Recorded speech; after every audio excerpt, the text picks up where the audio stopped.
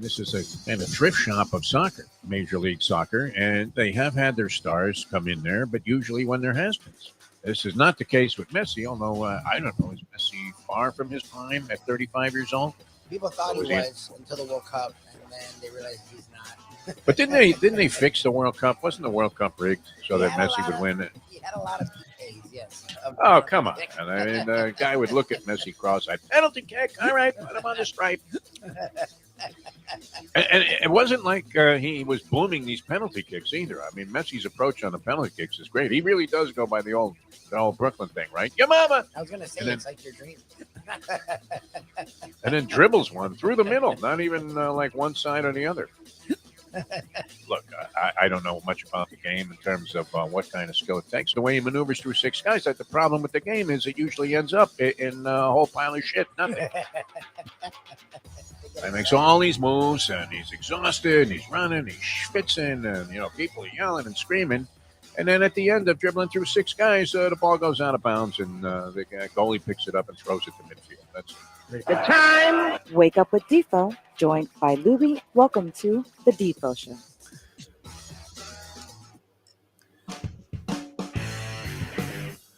Another weekend that slipped by too quickly. Welcome to the show. Peel yourself off the mat Monday. Jeff DeForest and the great Mike Lubie Lubitz. Another edition of the Defo Show. Very happy to have you guys with us. I don't know. We can't immediately start the condemnation of soccer here just to begin on a Monday. Is that it's getting old for a lot of the people out there. The people that want to convince themselves, like the Republican Party does, that Trump is a viable candidate. They're still trying to convince themselves that soccer is of some level of importance. I don't care about the rest of the mashug in the world. They do weird things all over the world, don't they? You watch protests in other parts. Well, I guess you could watch them here, right, where people are crawling up the walls of the Capitol building. That was a good one. Notice there's very little mention of that by any of the Republicans who are in denial. I saw an interview with Nikki Haley. Man, is she weak. My God. Yes. Why is she running for president? I mean, what an embarrassment that is. What platform is she running on? Never. They don't run on platforms. That stopped. Does she have a single idea about how this country can get better except to say, well, you got to stop weaponizing the Department of Justice, and we really need to move forward? Never mind that this guy is on tape, incriminating himself more than John Gotti. Right? I mean, the whole thing with Gotti was suppression of evidence, and then occasionally they would buy a witness or a juror, and that was that. So he got off. He was the Teflon Don. This isn't happening here, I don't believe. I don't think any of that stuff's happening. And for these people, candidate after candidate, DeSantis, weak. Haley, weak. The entire Republican lot, with the exception of maybe a couple of people who have no chance of getting the nomination because, you know what? They're saying things that actually might be true. What a ridiculous concept. Unbelievable. Yeah, I watched some of that over the weekend. That was insane. Happened to be popping around on the news shows in the morning on Sunday. And there's Haley. She's being interviewed on CBS. And, every word out of her mouth is like, you're stunned in disbelief. And this is like somebody that's sort of down the middle. How pathetic of a lot is that? Anyway, the good news is with the Trumpster, and, how did we not see this, Lubie? That the reason he's getting indicted is because he's doing it for us. Yes. That was one of the great statements of all time. He somehow found doing crime after crime after crime a way that's a good thing. Yes. They somehow are like, he only made himself and his family rich and really fucked our country for him. I mean, for us. Yeah, doing it all for us. Yeah. It's great. He's on the phone with Zelensky. Hey, listen, Vladimir. Huh? I mean, you find some dirt on Biden. Otherwise, that aid, that's getting cut off. This was before the Russian invasion. Yes. Unbelievable. Now he's, of course, opposed to any money going to the Ukraine to support their efforts to, preserve democracy in the that part of the world. But, it's great, right? He was doing that just for us. He was calling Zelensky and saying, listen, you get some dirt on Hunter Biden or else. And he was calling this, poor woman, that all of this stuff that he was saying about her with the election in Atlanta was doing it for us, right? When he was telling some guy to just absolutely become as corrupt as he is. And otherwise, you know what? It's not going to look so good for you. Doing it for us. It's all great. All on tape. Incredible. But, that was one of the big developments over the weekend. The other thing that is a phenomenon, man, how is this Barbie movie like the biggest hit ever? What is up with that? So Would you be supposedly, caught dead coming out of the Barbie movie, Lubie? I mean, honestly, wouldn't well, you be worried that some of the people that go to some of your trivia events would see you coming out of the Barbie movie and say, "Well, you don't care what people think." well, at That's first the good thing about you. glance, that was my thought. But then I read reviews and I saw some of the actors in it. It's actually not. It's more of a movie mocking Barbie. Like they have Barbie and Ken, and I guess they introduce them into the real world, and they mock how fucking weird they are compared to regular. Like it's not as for women slash young girls as you would think seeing the name Barbie. It's more for adults, and it's more sardonic and sarcastic and funny than it is for little kids. So that's why that's what's happened is it not only was big because people wanted to see it, but then word got out what it really is. I mean, Will Ferrell's in it. Like it's there's the cast is actually really good and Oh, yeah, supposedly yeah. it's really well written. I'm not sure I'm a giant Will Ferrell fan anymore. I don't Yeah, know I if he's like been funny for the last 20 movies. He's turned into, the poor man's Adam Sandler. No, yeah, Will Ferrell, nothing I will special. for, but I don't know. I'm not gonna go. Shirley wants to see it, so I'll probably end up Oh seeing her. Jesus! But Yeah, you're done. supposedly, it's actually way better than from a guy standpoint than you would think. Like it's supposed to be really well written Yeah. and really creative and outside the box. So we'll If I see. was going to see a movie about a doll, I'd rather see the movie about that voodoo doll of Danny Ainge that Pat Riley had in his office, and may still have. I don't know that he cares about Ainge so much now that he's not really associated with the Celtics. Yeah, he doesn't care. Who cares about anything that goes on with the Utah Jazz? Nobody outside of the Osmonds. I mean, and Dwayne Wade now is part of that organization. Anyway, let's get to some stuff here. And these are obscure things that are kind of off the beaten path to begin. We do have the football season.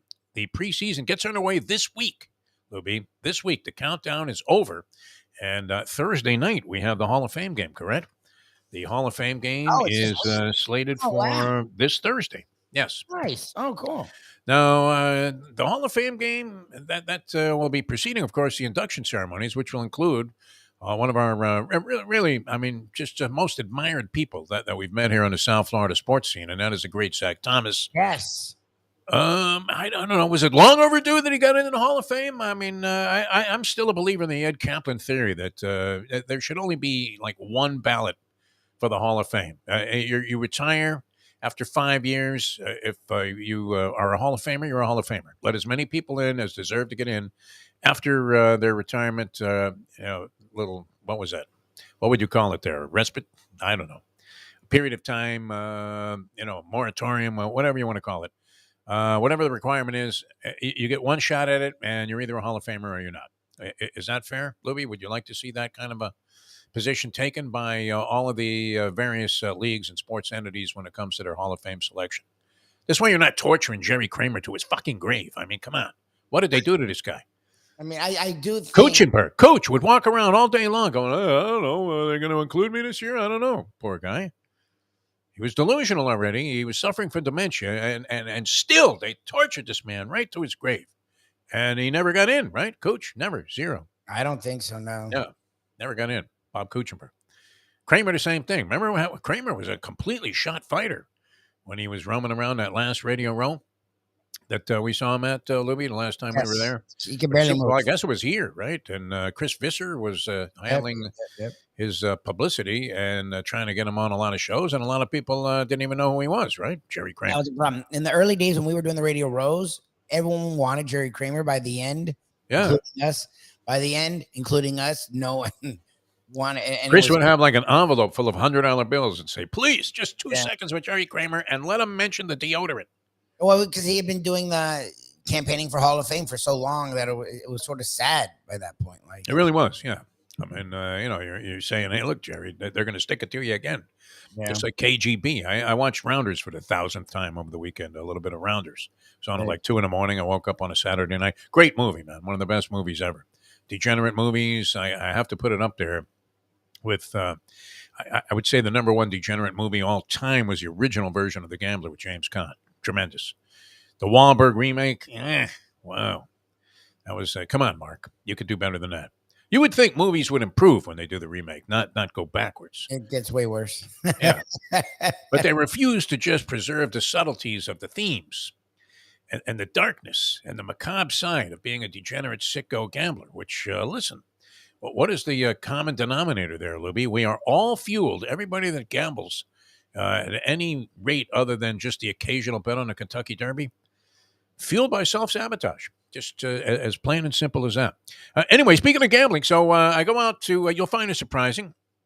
I do my walk of life on Saturday. I went out around 11:30. It was probably 1,000 degrees outside, Libby, and I come back, and I literally I was thinking it's too hot to go to the beach, right? And even though I knew it was going to take the Mustang about an hour and a half to regroup and get ready for like a casino trip as opposed to going to the beach, which is across the street, wear whatever you're wearing, no problem. We'll schlep a couple of chairs.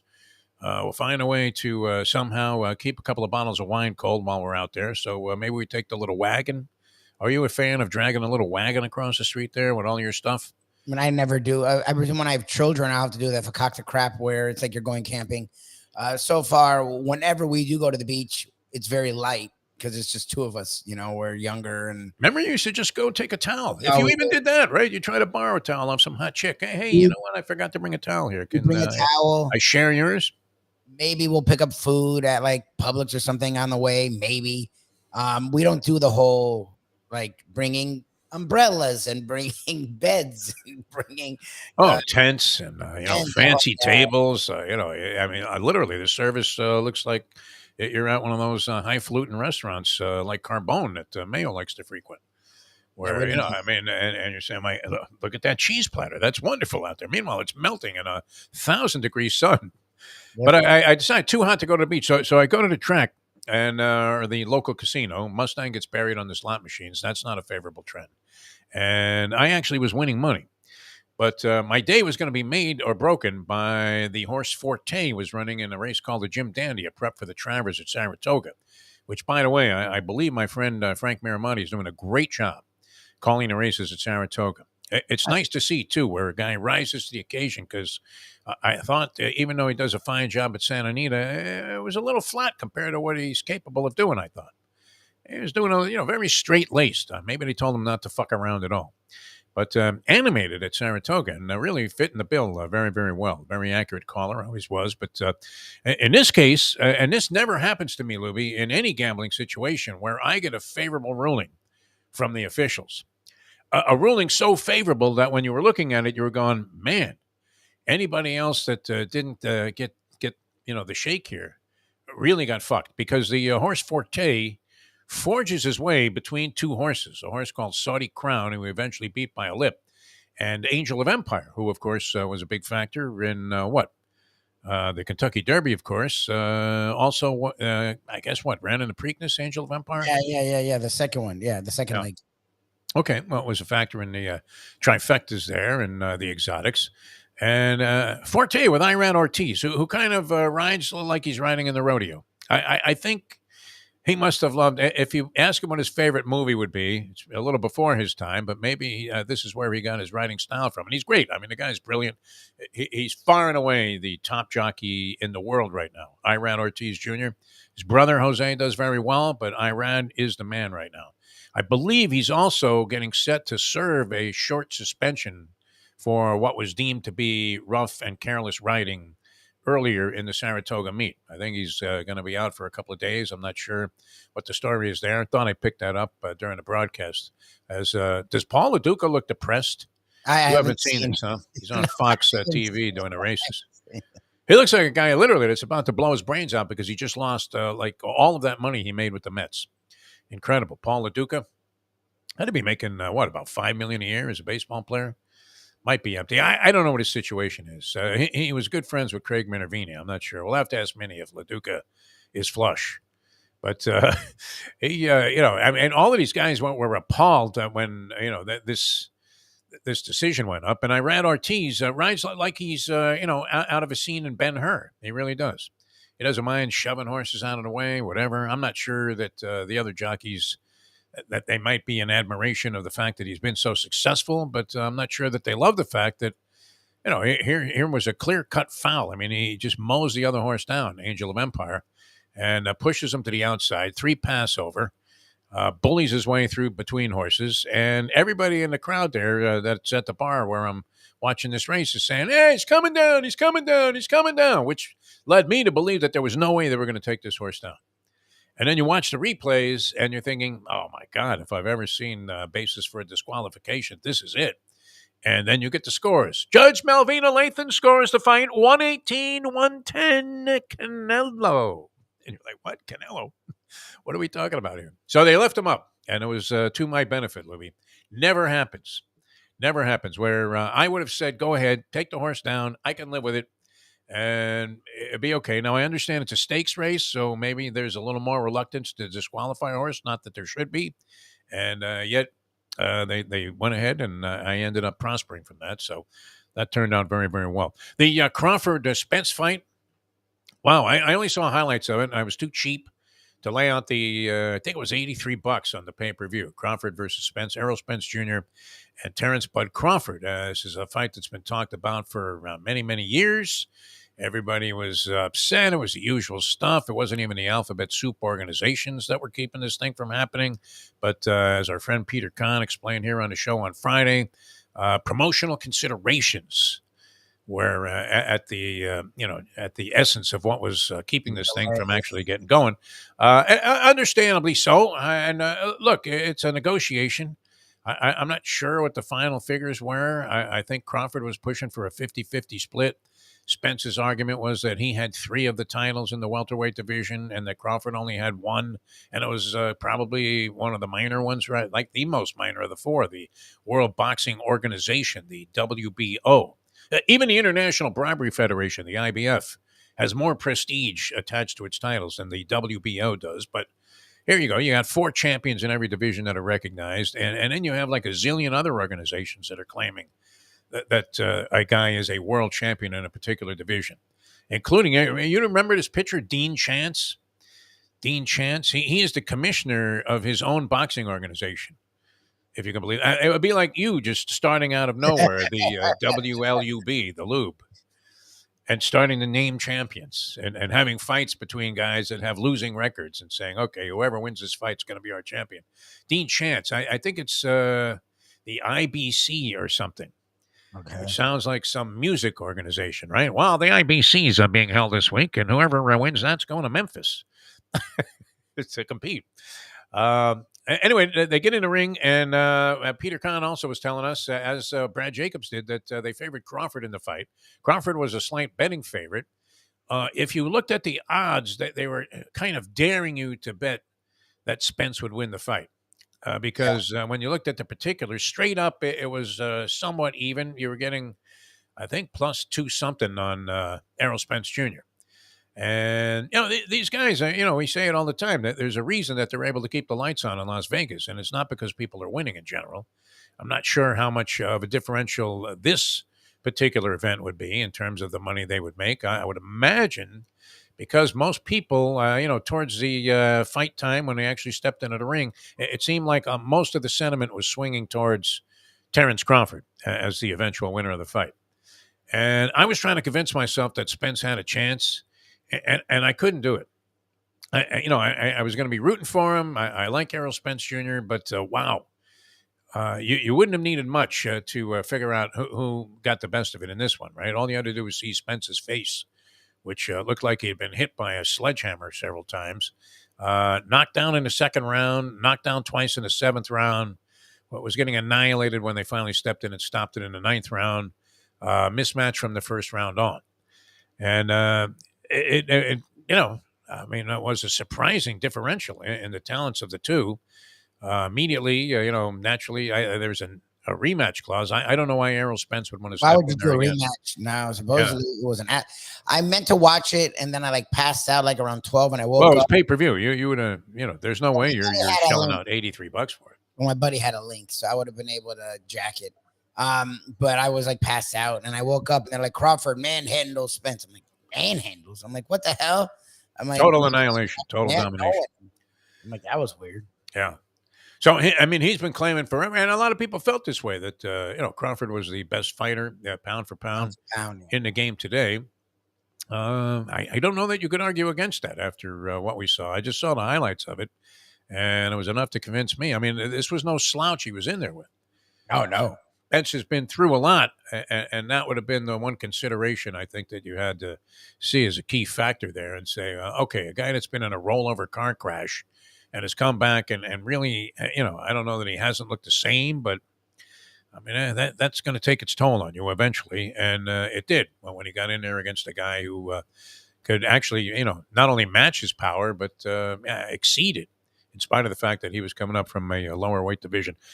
Here's what I love about Formula One racing, Louis. The same guy wins every week. Every week. This Verstappen, does he ever lose? I think he's won 8 straight Formula One races.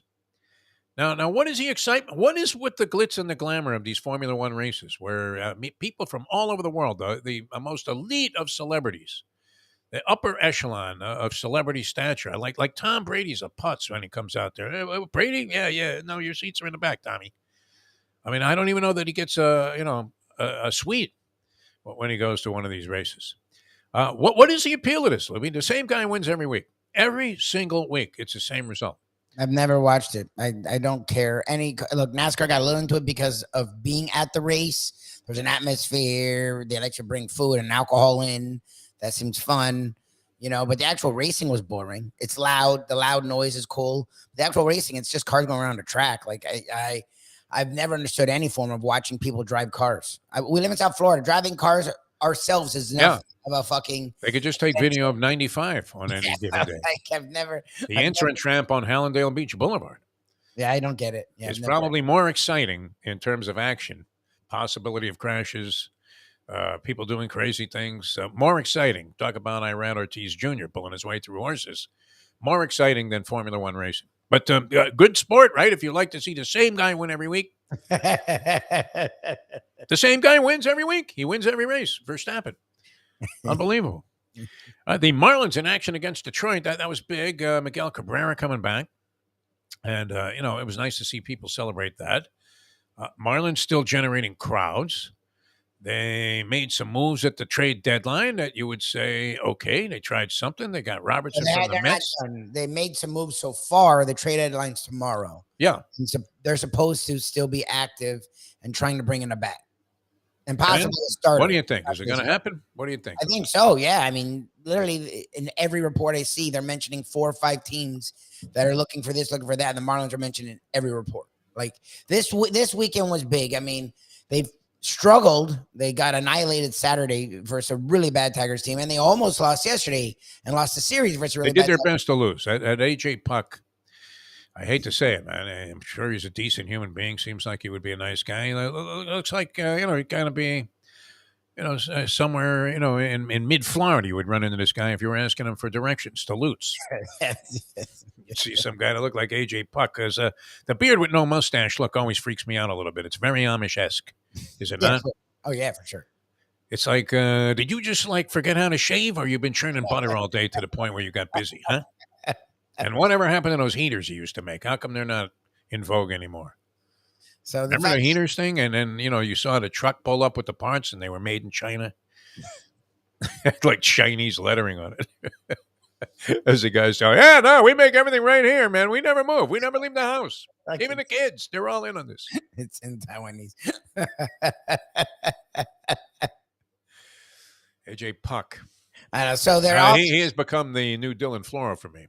Yeah, he sucks. But their offense woke up just enough. Garcia and Segura, of all people, were the heroes. Yeah. And Robertson came in and did what a closer's supposed to do. What Puck did the first half and hasn't done. He made it look easy in that ninth inning, didn't he? That was nice and easy. Yeah. They did take the series. They're now back in the wild card. They're only a half game back of the number 1 wild card spot. So yes, they're in a spot. No, I think they're in the wild card spot. They're the third. They're in the third. Yeah. Okay. They're tied with the second, and they're a half back of the Giants for the first. Well, head to head with the Phillies. That starts tonight, doesn't it? Yes. They now Phillies, have a big 4-game series against the Phils. Cabrera for the Marlins and Taiwan Walker for the Philadelphia Phillies. I'm not sure if my son still does his taxes. Walker. He's having a good season from a 1-loss standpoint, 11-4. Earned run average is over 4, which is that the new 3?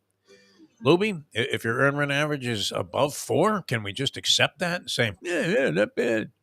I mean, what do you think? Used to be a disgrace, wasn't it? Yeah, it's not good from a reliever. or even As a a starter. starter. A starter, it's not good. It's Yeah. horrible for a reliever. For a starter, it's not good at all. But they've always given the American League leeway. So I don't know. Maybe American League start. I don't know. It doesn't apply anymore, though, no, with the DH I know in there's both DH leagues. everywhere. I know. That's not a Okay, good so, way. yeah. But I don't know.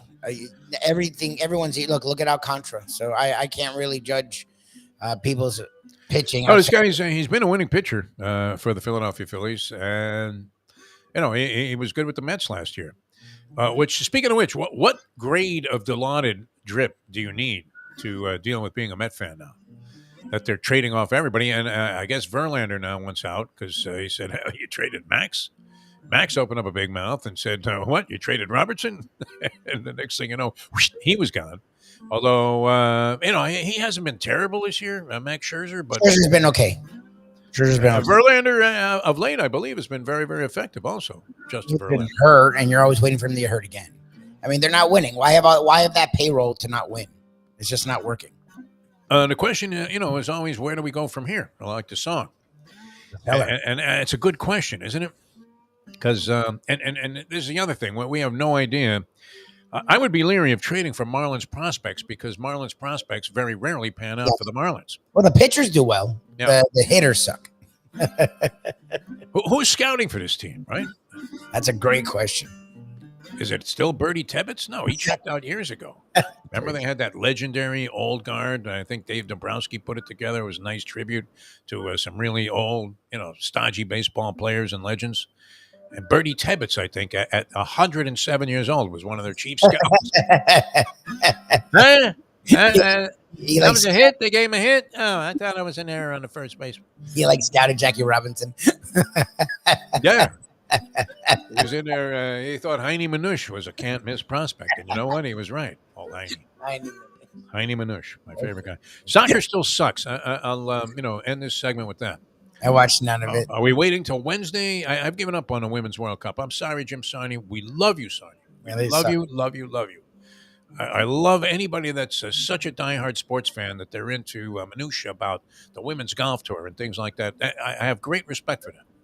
And I'm thinking, geez, I should know all this shit. But then I start, rethinking my position and saying, yeah, I mean, just like you guys don't care that Forte stayed up in the race at Saratoga and the Jim Dandy, I can't buy into the importance of this whole Women's World Cup and what it means. And by the way, that Rapinoe was a coach's decision not to play in the last game. She didn't even play. She's complaining now. She's bitching. Very characteristic of her position about being a teammate. And they look like garbage, right? What was that? The Netherlands they had a draw with 1-1. They had a draw, and the Netherlands is like the fourth or fifth best team. They're not even one of the teams that are really supposed to challenge for it. Yeah. All right. Well, you know what? It would be easier, for me to deal with the fact if they got eliminated. And I can never root against the United States of America in any They play Tuesday. international sporting event. Tuesday, Portugal. Okay. All right. Well, that's going to be a big one there, Lubie. Wednesday is Messi. Is the next Messi game. That's okay. Messi, yeah. How many goals? What's the over-under on goals from Messi? It's got to be like one and a hook every game, right? Everybody has to think he's going to get at least two. It seems like it. After this performance the other day. Did he leave the game at halftime after scoring a couple of goals? I'm not That's sure. the 78th minute. So he played almost the entire game. Anyway, and he's just working his way into the system here. Yes, he had 2 goals and an assist, and they were all very easy. I know, it was a joke. Like, this is done.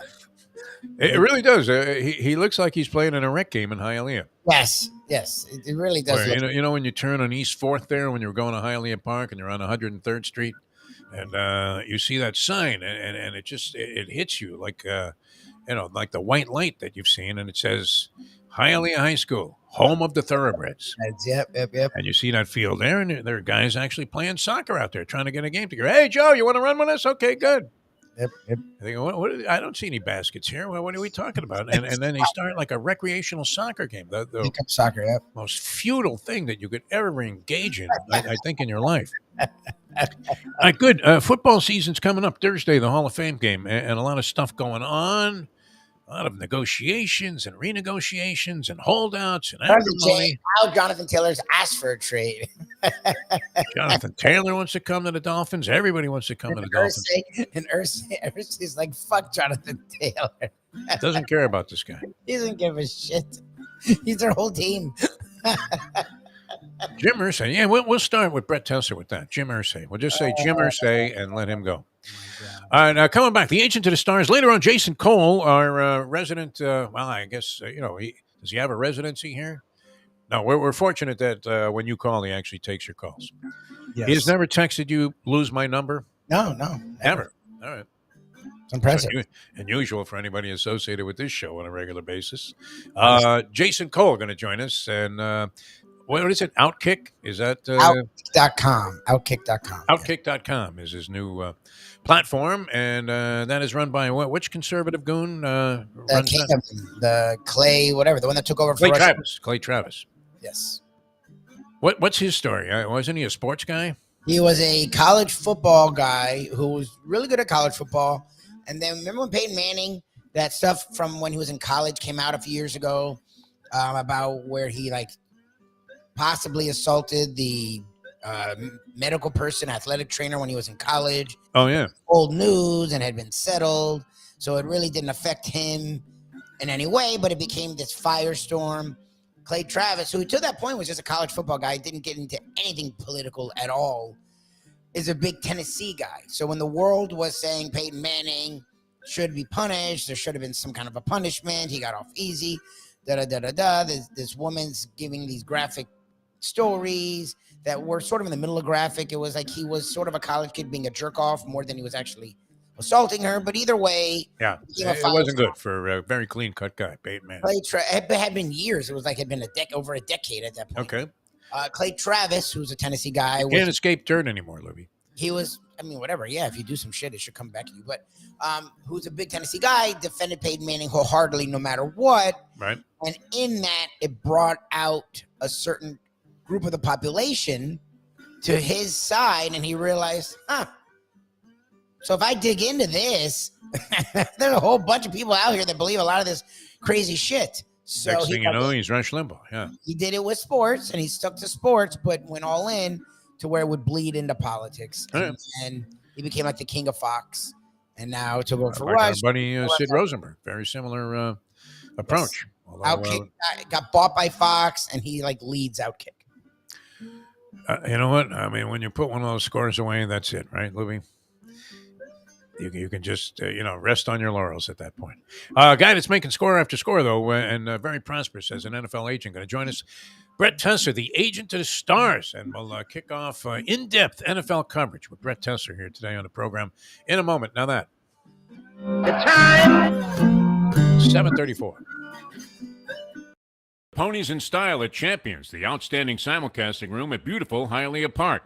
Yes, the grand old lady of thoroughbred racing has never been more vibrant, and you can wager on the races from the top tracks around the country while enjoying a cocktail at the Brass Rail Bar or any of the fine food served throughout the facility. If poker is your game, you're covered in style, and you can play all your favorite Vegas-style games, including blackjack, craps, and roulette, in Hialeah Park's sizzling hot casino. Get a player's card when you walk through the door for all kinds of generous amenities, including our favorite, free play, when you come out to the ultimate casino and entertainment destination, Hialeah Park. These days, we're all looking for comfort anywhere we can find it. Thank goodness for Landlubbers Raw Bar and Grill in Plantation, because they are making sure you are as comfortable as possible. First of all, they're not only open for delivery and pickup. All you have to do is go to landlubbersbarandgrill.com for both pickup and free delivery. You're going to have the best wings in the world. You're going to have a great burger. You're going to have their amazing soups. Again, Landlubbers, Raw Bar, and Grill. It's nice and easy. Just go to landlubbersbarandgrill.com for both your pickup and free delivery. Thank goodness for Landlubbers for making you always feel right at home. Are you looking to buy your first home? Have you been turned down for a loan? Do you need to refinance or get money out of your home? Call Michael Kodsey, CEO of Choice Mortgage. He's been helping the South Florida community get mortgages for 30 years. Hi, this is Michael Kodsey, CEO of Choice Mortgage. We have the most competitive fixed rates in the market. Call me 24/7, 561-441-2730. And remember, I don't just work banking hours. To make the right choice for your home, call Choice Mortgage today. The simple pleasures of this job, the way a stadium sounds when one of my players performs well on the field, the way we are meant to protect them in health and in injury. Less, more attention, caring for them, caring for ourselves in the games too. The agent to the stars, the one and only Brett Tessler.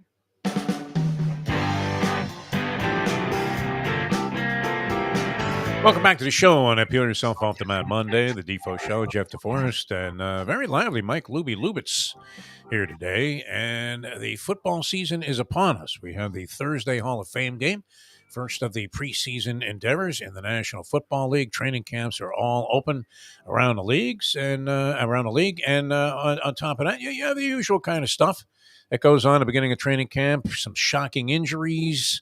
Where, in the case of the Dolphins, Jalen Ramsey out essentially for what should be most of the season. Talking about a possible December comeback, hopefully sooner. But nonetheless, one of their stars, that key acquisitions in the offseason, already off the board here for at least, the very least, the first half. Had a couple of other injuries around the league. And you have, the usual barking about contracts and holdouts and things like that. Sort of on the periphery there, and some stars involved in that as well. We welcome to the show, speaking of stars, the agent of the stars, Brett Tessler. And Brett, how are you? Are you back in town? What's going on? Because football season's getting ready to fire up. Nope, not back in town yet. We'll be soon, and football season is ready to fire up, and it's just an exciting time. It's amazing just how quickly everything goes. And so, to fans on the outside, obviously the season ends and it seems like forever until the next season comes. But, when you're working inside the league and you're dealing with recruiting and you're dealing with all-star games, dealing with the draft, dealing with free agency, it's just kind of one thing after another, and here we are. All right, a lot of things happening already of interest, and we'll see how impactful you think some of this stuff is going to be. Now, the big story, the narrative that we heard the most during the offseason, what was how running backs are getting screwed now. We've talked about it here on the show, that the pay scale relative to other positions, especially in light of the fact that these are guys that are having their careers more marginalized maybe than anybody, because they're taking, 20, 30 hits a game at the very least, are being underpaid. We saw a variety of different things happen. Saquon Barkley eventually signed his franchise tag tender with the Giants. We saw Pollard in Dallas seemed to be satisfied with what was happening there. We've seen the guy in Vegas. He just decided he got on a plane in McCarran, took a red eye out of there, wasn't going to participate in training camp. And then we have this thing with Jonathan Taylor now, where requesting a trade. Dalvin Cook is still out there unsigned. So it's very strange what's happening. But what do you make of this Jonathan Taylor story? Because I would imagine you've had dealings with Jim Irsay. It always strikes me odd when you have Irsay, being critical of something that's going on in the league, or talking about Dan Snyder being unfit to own a team. Because I keep having this image of him getting out of the car there with like an AK-47 and $50,000 in cash, inexplicably sitting there, in the glove box. But what do you make of that story with Irsay and Taylor, where the owner just comes out and says, "Yeah, you know what? Fuck it, we'll never trade this guy, and we don't need him anyway." So obviously, throughout the years, I've represented players on every team in the league, and I've had a pretty fair amount of Colts players. I represented a pretty decent player there a couple of years ago who has since moved on. And the Colts have always been, for whatever reason, a little bit of an unusual franchise. Yeah. And at different points, they've had success. At other times, not as much. Ideally, at the start of training camp, when everybody's excited, players are excited to come in and compete, fans are excited about really kind of the official start of the new season. I don't think it's ever really a ideal thing to have one of 32 owners come out and say things that are so antagonistic and inflammatory during a time when, players at that position are really already on the edge. And so I think the organizations that, when asked about the running back situation, tend to take a little more of a diplomatic or philosophical standpoint on why things are the way they are. To really come out and blame agents or blame players or blame the Players Association, I just don't really understand the logic in it. But hey, he's a very how should I say, unique guy, and so he said what he said. And obviously his star running back, Jonathan Taylor, did not take kindly to it, as you would expect. And so now we're in the position we're in where there's a standoff there. And it's really unfortunate, the whole deal with running backs around this league. And, like you and I have discussed, representing Raheem Mostert over the years, I think everybody who is directly involved saw a very sharp turn happening this season. And, that's kind of why in our situation, the offer that we ended up taking with the Dolphins, which, it's not a bad offer. And obviously, there's a lot of upside in our contract. And so, if it was something we didn't think was worth taking, we wouldn't have taken it. But on the other hand, we understood very quickly when talking to the Dolphins, when talking to other teams, when talking to agents of other running backs, when talking to the Players Association, it became very obvious very quickly that something is strange. Something's up. Something's happening here that made you realize very early on that it was going to be a buyer's market. And as you mentioned, with names like Dalvin Cook available, Kareem Hunt, Fournette, others, the supply still outweighs the demand. And so with the quarterback contracts that we're seeing, where you're seeing what I think most reasonable football minds would consider to be, average to above average quarterbacks, certainly not superstars, putting up, astronomical numbers in their contracts, and good for them. If you can get it, take it. But it's definitely affecting the rest of the team more than ever, because again, in years past, Peyton Manning, fine. Ben Roethlisberger, fine.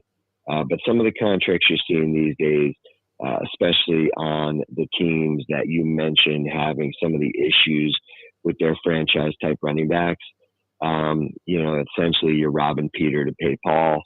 And it's just one of those deals where it's definitely not a great time to be a good running back in the NFL today, because unlike years past, where running back was always the most respected, the most well compensated. Obviously you look back in the good old days, the days of Walter Payton, days of, Emmitt Smith, Barry Sanders. It's just, for me, the years that I became an agent were the years of Terrell Davis. And so you saw the impact that those guys had on literally carrying their teams in many cases to and through the Super Bowl. To see what it's turned into today is certainly frustrating. And there's been a lot written, there's been a lot said, and players at that position are very much on the edge right now. Nobody's happy, and they shouldn't be, because when you play one of the more physical positions in the league, and essentially the team carries your rights for 6 years with a 4-year contract as a drafted player, and 2 years that the team could franchise you, and they could carry you for 7 years if you're a first round pick with the fifth year option on top of that. Essentially, you have a guy held through his career without ever truly having the ability to hit free agency and strike it rich, so to speak. So it's a really difficult time, and I'm just going to be very interested to see the way things ultimately pan out over the coming years, because the way this season has gone, this offseason for that position is certainly a sign of potentially worse things to come. Well, and there's a few things here, but look, and you look like a guy like Pacheco with the Chiefs who came out of nowhere, because that's what they're saying, right? You can draft a guy 5th, 6th, 7th round, and he can be a star, and that's what that kid did. He came in and he looked every bit the part for the Chiefs. He was drafted late. They'll be able to pretty much take out his prime, and then when he is free agency, he's never going to get a real contract. At least some of these higher draft picks see some of the money, like Saquon Barkley is going to get 11, 12 million a year. As long as he's franchise tag. But since you bring that up as an agent, and we see, look, the NFL players haven't gotten to the place where the NBA players are, or Major League Baseball players, where they seem to rule the roost. But we have seen some make sure teams know that they're in control of their own destiny, a la Aaron Rodgers. We've seen Brett Favre do that in the past. We've seen Tom Brady cut ties with the Patriots and go and win a Super Bowl on his own, away from Bill Belichick. Do you see a line in the sand where the players say, look, we can't take this anymore, and some kind of a strike or some kind of a thing with the contracts? Because the way the contracts are now, not only you get 4 or 5 years and then you get the franchise tags, you can literally, like you just said, use up an entire career for running backs. Do you see at some point there being a stand where the players are like, no, we can't do this anymore. We need to change the way the contracts are?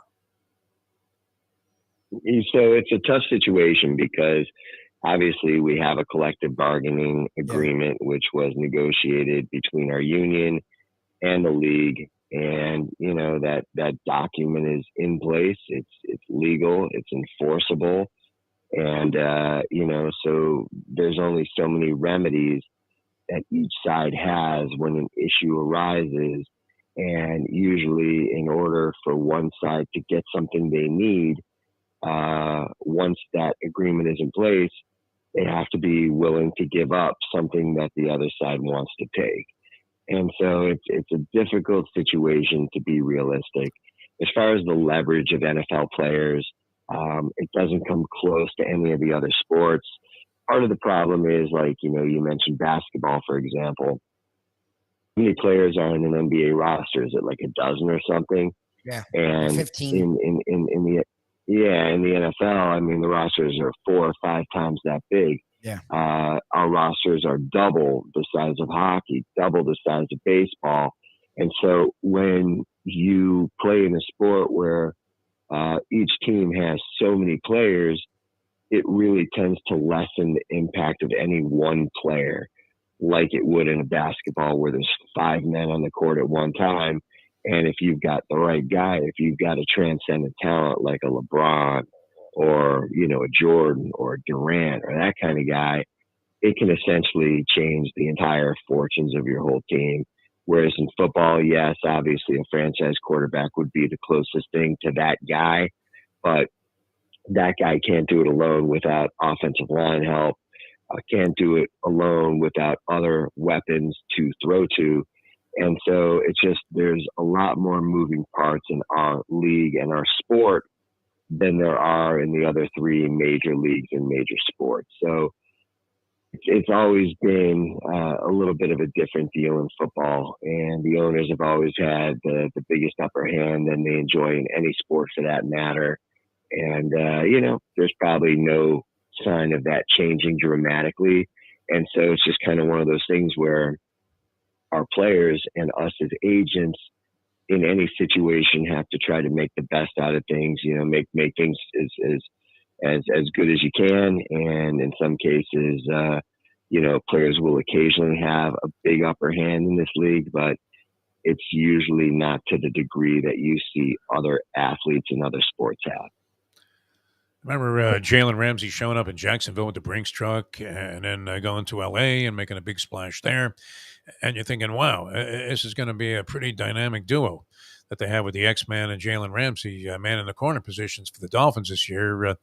He goes out, and my recollection of Eli Apple is him looking like Toast Patterson with the Giants. And the Giants fans just absolutely writhing in horror at the prospect that this guy was going to be out there trying to play pass defense. I don't know if he's solidified himself, much since then. It seems like he's still in the league, so that's a good sign. Now with the Dolphins as essentially a replacement for Ramsey, I guess. How big of a blow is that for the Miami Dolphins to lose Jalen Ramsey until possibly December? Tough break for the Miami Dolphins. Obviously, a tough break for Jalen Ramsey. You never want to see any player get hurt. And especially a player that, from a fan standpoint, from a team standpoint, somebody who can really make a difference and help the Miami Dolphins in an area where, people felt like an upgrade was necessary. It's a blow, but so goes life in the NFL. This is something that every team, every day has to be prepared for, has to anticipate the possibility of happening. And, when it does happen, you go down your emergency list and you see who's out there and you see who you think has some experience, especially at a demanding position like corner. And, I think a lot of people would agree that Eli Apple's career probably hasn't panned out the way that was expected when he was a very, high pick years ago. But yeah, you're more diplomatic than Sean Payton. I mean, that's for sure. Putting it that way. he's look, I mean, obviously you have to respect any player who's been in the league for years, and in the case of Eli Apple, he has played in some big games. He has faced some top competition over the years, so nobody expects to be able to replace a Jalen Ramsey type talent here at the end of July with guys that are still sitting at home. But this is where teams will look toward experienced guys, and I think that good coaches are able to help scheme and try to cover up certain areas. And so I think schematically and with a committee of players, you can try to still put together a good defense there. And, the good news for the Miami Dolphins, I think when people think about this team, I think they think about offense. I think they think about Tyreek. I think they think about Waddle. I think they think about Mostert. I think, people think about Tua, hopefully, continuing to emerge. So this is a team that many of their wins are going to come from outscoring people. And defensively, I think that, they know what they need. They know what they have.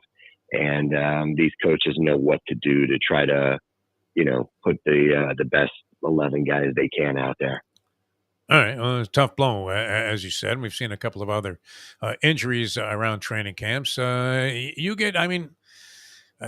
it happen? I mean, did you feel a little something in your pulse when the Hall of Fame game kicks off? When do you start to, really buy into the idea that, hey, it's on and it's football season? Oh, I've been bought into it because, again, to the average fans, the off-season program's just kind of there. And, maybe there's some young guys that people are excited about that you'll hear a snippet of this, a snippet of that. But, for me and my clients, obviously, we've been engaged the entire process and, really preparing to come into training camp as mentally and physically ready as possible to come in there and compete. And so, again, I guess you're right. From this point, it seems like, camp just opened and, in the blink of an eye, then you're in the preseason with that first Hall of Fame game. So things from this point on really do progress quickly, and before you know it, the season will be upon us. All right, sounds good, Brent. We'll let you get back to chopping. What do you have going there in Wisconsin? And are you in mild temperatures as compared to what the rest of the country is experiencing? Nah, it's very nice here. It's probably 65 degrees right now. Oh, and, Jesus! Wow. Just relaxing, but obviously still working here. I can work anywhere that I'm at. And so, have an office, have my setup here, and, obviously doing everything that needs to be done on my end as camp approached. And now here we are in it. And so, certainly I'll be keeping an eye on things as always, and looking forward to getting back to South Florida soon. Do you have guys that are waiting to sign? And because that's, you have so many developments going on in the early stages of training camp. I would imagine that there are, many people, around, the NFL fringe there, hoping to get a shot and get in there into a training camp situation. Yep, there are some vet clients that still I have, and every other agent out there has, because the way it works is over time, uh, guys who are not top paid or not established as top flight starters, in many cases, as each year goes by, the league tries harder and harder to replace those guys with a young guy, a cheaper guy, a developmental type guy. But what ends up happening is at some point, once the kids they try to go with show that they can't cut it, or teams have injuries, that's when they go ahead and turn to a guy who's been around, a guy who's been proven. And in time, those guys end up getting opportunities. And when those opportunities come, the team's not signing that kind of guy just to have a camp body. So when a team ends up turning to a veteran out there who's still available, whether it be, as we mentioned, like a Kareem Hunt at the running back position, Leonard Fournette, some of the other guys at different positions, when the opportunity comes, those guys usually end up in good situations where they're needed and where, based off their experience, they can make it and continue their career at least for another year. All right, sounds good. Brent, thanks so much. Everybody's excited. We're getting ready to go here and have a game coming up this week that we can actually wager on. So that gets our degenerate blood flowing a little bit quickly and more heated as well. Thanks so much, as always, for being with us. It's always a pleasure, my friend. Pleasure's mine, guys. Have a great week. Thanks. All right, thanks a lot. Brett Tesser, the agent to the stars. You think that Peter Kahn, who was on the show Friday, he said he lived a few doors down from Tesla there in Coral Springs. Yes. Do you think he asked him to buy the fight? I guess, he wasn't here. So could we have just gone in, with the hide key or whatever and, gone ahead and punched up the fight on? You say you had a link to it, Mr. Pirate? Mr. O.J. Simpson? I didn't. My buddy told me he had one and he watched it that way. I never got to that. How convoluted is it to try and fire that thing up? I mean, do alarms start going off? Do you start getting, sirens going? There's always sites that have these links. You have to try a bunch of the links, and like eventually, whenever you do find a good link, it doesn't always hold the entire event. So halfway through the event, it'll get weird, and then you got to find another link. So I usually just say screw it. But I would have done it for this fight. I wasn't paying $100 for this fight, but no. Mostly the undercard, very good also. Oh, nice. You had the Filipino Flash, Nonito Donaire, at 40, who somehow resurrected his career when it looked like he was finished at 35. And guess who, I don't know if he's still in his corner. I didn't see this, but, the guy that helped him rejuvenate himself, one Victor Conti. Oh, suddenly showed up in boxing. Yes. And Donaire, who was finished, he looked like Roger Clemens out there. He could have won the Cy Young, I think, if he wasn't competing for the Bantamweight Championship. So, but he lost a close fight, which was very competitive. And I guess this guy, Isaac Cruz, the Pitbull, he also, I don't know if his nickname is a Pitbull. I think it is. But anyway, he is a Pitbull of sorts. And he was in a very competitive fight also. And then Crawford Spence turned out to be a blowout. But that would have been, if I could have pirated it, I probably would have. But I do remember, I have bad luck with that kind of stuff. I've told the story many times. I was getting the black box with the card when the satellite TV was big and nobody wanted to pay for the satellite fees. So everybody had that little black box. You could poach everything, all the pay-per-view, all the porn you could possibly stomach, and whatever you wanted, right? Premiere movies and everything. But they found a way to, decode the or whatever, deactivate the code for the cards. And every time I got a new card, which was like $40 a pop, it only lasted like a day or two. Yeah, that's the thing. And I ended up paying more for the pirated version than I would have if I had just bought the service to begin with. Yeah. But there was something about stealing it, right? What is it? I'm thinking, wait a minute, I'm paying like $400 a month for this shit. And I'm getting it in very spotty, spurts here, hit and miss here and there, right? Middle of a fight, boom, goes off. It's like, what? Wow, Mayweather was on the ground. Was that Next thing you know, you're getting like, bars and tone coming your way. That was always, an interesting situation when that would occur while you were doing live TV. It's like, what? We're showing bars and tone? That isn't good. But the race is about to begin. All right, we're coming back with more. Jason Cole going to join us later on. Where are you at with this NFL? We'll get into that a little bit. I don't know. I mean, have we developed any kind of a sense for it? Is it premature to get excited about this, Lubie?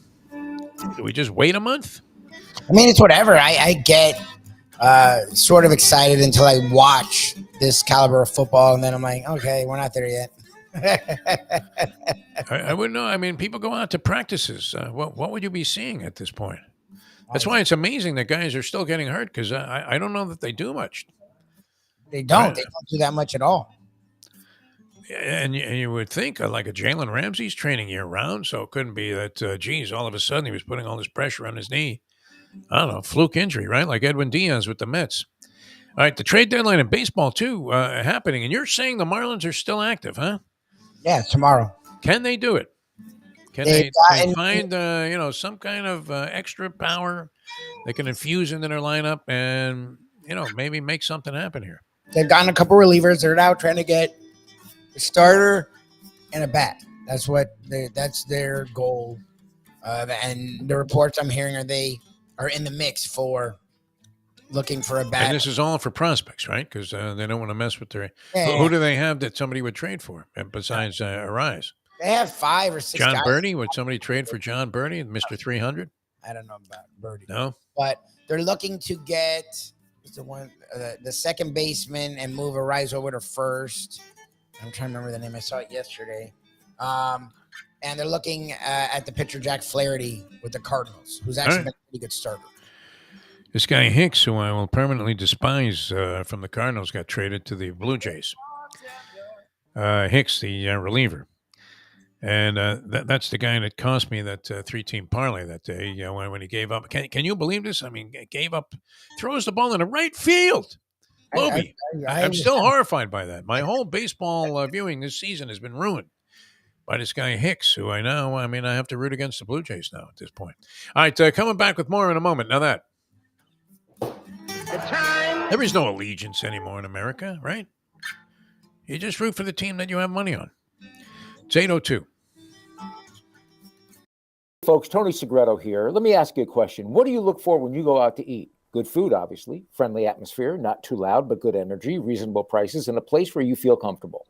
All those ingredients, no pun meant there, are hard to find unless you're talking about the Texas Roadhouse. You see, they encompass all of those attributes. Really, really good food, amazing atmosphere, good for a family, good for a date, or just a night out for yourself, and prices that will make you extremely happy. Their ribs unmatched. Steaks hand-cut every day.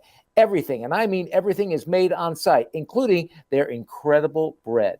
It's the one day, folks, that you can forget about low-carb diets. Trust me when I tell you, Texas Roadhouse, your restaurant, your destination when you say, where should we go and eat tonight? From the newly renovated sports bar to the beautiful bayside views captured at the Tiki Bar, Jimmy Johnson's Big Chill has it all. Located at mile marker 104, the Big Chill also offers waterfront dining while experiencing breathtaking sunset views of the Florida Keys. It's simply the hottest spot in the Keys to cool off. That's Jimmy Johnson's Big Chill at mile marker 104 in Key Largo. For more information, call today at 305-453-9066. I got in about 2 a.m. last night. Do I look like Lubie? Good morning, by the way. You look do I good. look like I need a cut, man? You look good. I'm proud of you. You're like ready. You're on time. All the guys there didn't have to stress out waiting for you. Look at you. A new day. I'm a professional. There's no question about it. And I don't like to lose a job on the first day of the job. That'd be good. Which is ugly. Because we already lost one job, and we got fired by Fox. And in fact, you and I, Lubie, are the only starters that were ever beaten out for a job by Brady Quinn. If you can kind of wrap your arms around that concept. Grab a bagel and a schmear, plus some Defo and Lubie. Welcome back to the Defo Show. That now comes under the heading of 0.0, Mr. Blutarski. Not that ratings were a whopper when we were at 940 WINZ for those many years, because, the truth is you could be the best act on a poor station, and it's hard to pull that station up if they're not in, I guess it would be if they're habitually getting bad ratings, they will just continue to do so no matter what you do. Yeah, there's only so much. There's only so much one guy. You could be the worst guy in a good lineup. Yeah, and you get good ratings. And prosper. That's been true over the years. But they've managed to get to the point now with Brady Quinn and company, that brilliant maneuver of going all national. They've managed to get to the point where they are in turn the transmitter off type of type of mode, which is ugly. So maybe we're on the cutting edge of something new here, which is good. It's good to transition out of that, and we have, and we're happy, you guys. A lot of action on the chat line today of interesting stuff. What is it that Sarni's barking about with FSU? Well, what is that story? This week it's going to be announced that they, along with Clemson, are moving to the Big Ten. And you feel how significant is that? I mean, it's a big fucking deal. The ACC's piss poor broke. Their latest deal, no one fought over it, and they got a deal with the CW. No one even knows. ESPN and Fox are fighting over like the Live Tour. Big Ten, yeah, literally. Did they have to buy their own time? They didn't have to buy their time, but they're not making any money. It's wow. And FSU literally nationally is like top 15 in financials. So it's not like they aren't a big national brand. They're the biggest moneymaker in the ACC by a lot. Like Clemson, people have this idea that Clemson's this big deal. They're not. Clemson's new, and they don't make that much money. FSU does. FSU does for the ACC make a ton of money. They're a national brand still. They're still top 15 when it comes to ratings, viewership, and financials. And they're in this bullshit. Do people still think Bobby Bowden is alive? Is that why they're so popular? No, I mean, no, I know they came on this last year with the coach that Norvell that you think should have been fired after week 1. I never wanted him fired. I just didn't want him hired. Once he was hired, it is what it is. But they won a lot. They won for 40 straight years, and then they were bad for a little bit at Bobby's end. But Jimbo came back and won again, and then they were bad for about 4 or 5 years, and they're already winning 10 games. The thing is, they fit the bill for one of our key criteria for any team, and that was they were always exciting. They were fun, yes. And the company kind of embraced that, even though you would have to say, I mean, think about it, Tallahatchie. Relative, I mean, a lot of big time college programs seem to come from somewhat obscure places, but Tallahatchie is nothing that you would be thinking about, right? I mean, it's not any worse than Oxford or Gainesville or most of the Big Ten. Columbus, I don't know, is Columbus kind of a dump? Ann Arbor, they're all Pennsylvania. Ann Arbor's nothing, yeah. Where Penn State is, that's not like prime time. It's not Philly. State College, PA. Are you kidding me? Who would ever go there for any other reason? That are outside of USC and UM. It's usually small towns. I mean, I guess Austin is becoming an up-and-coming city, but most of UT's greatness was when Austin was a fucking small town.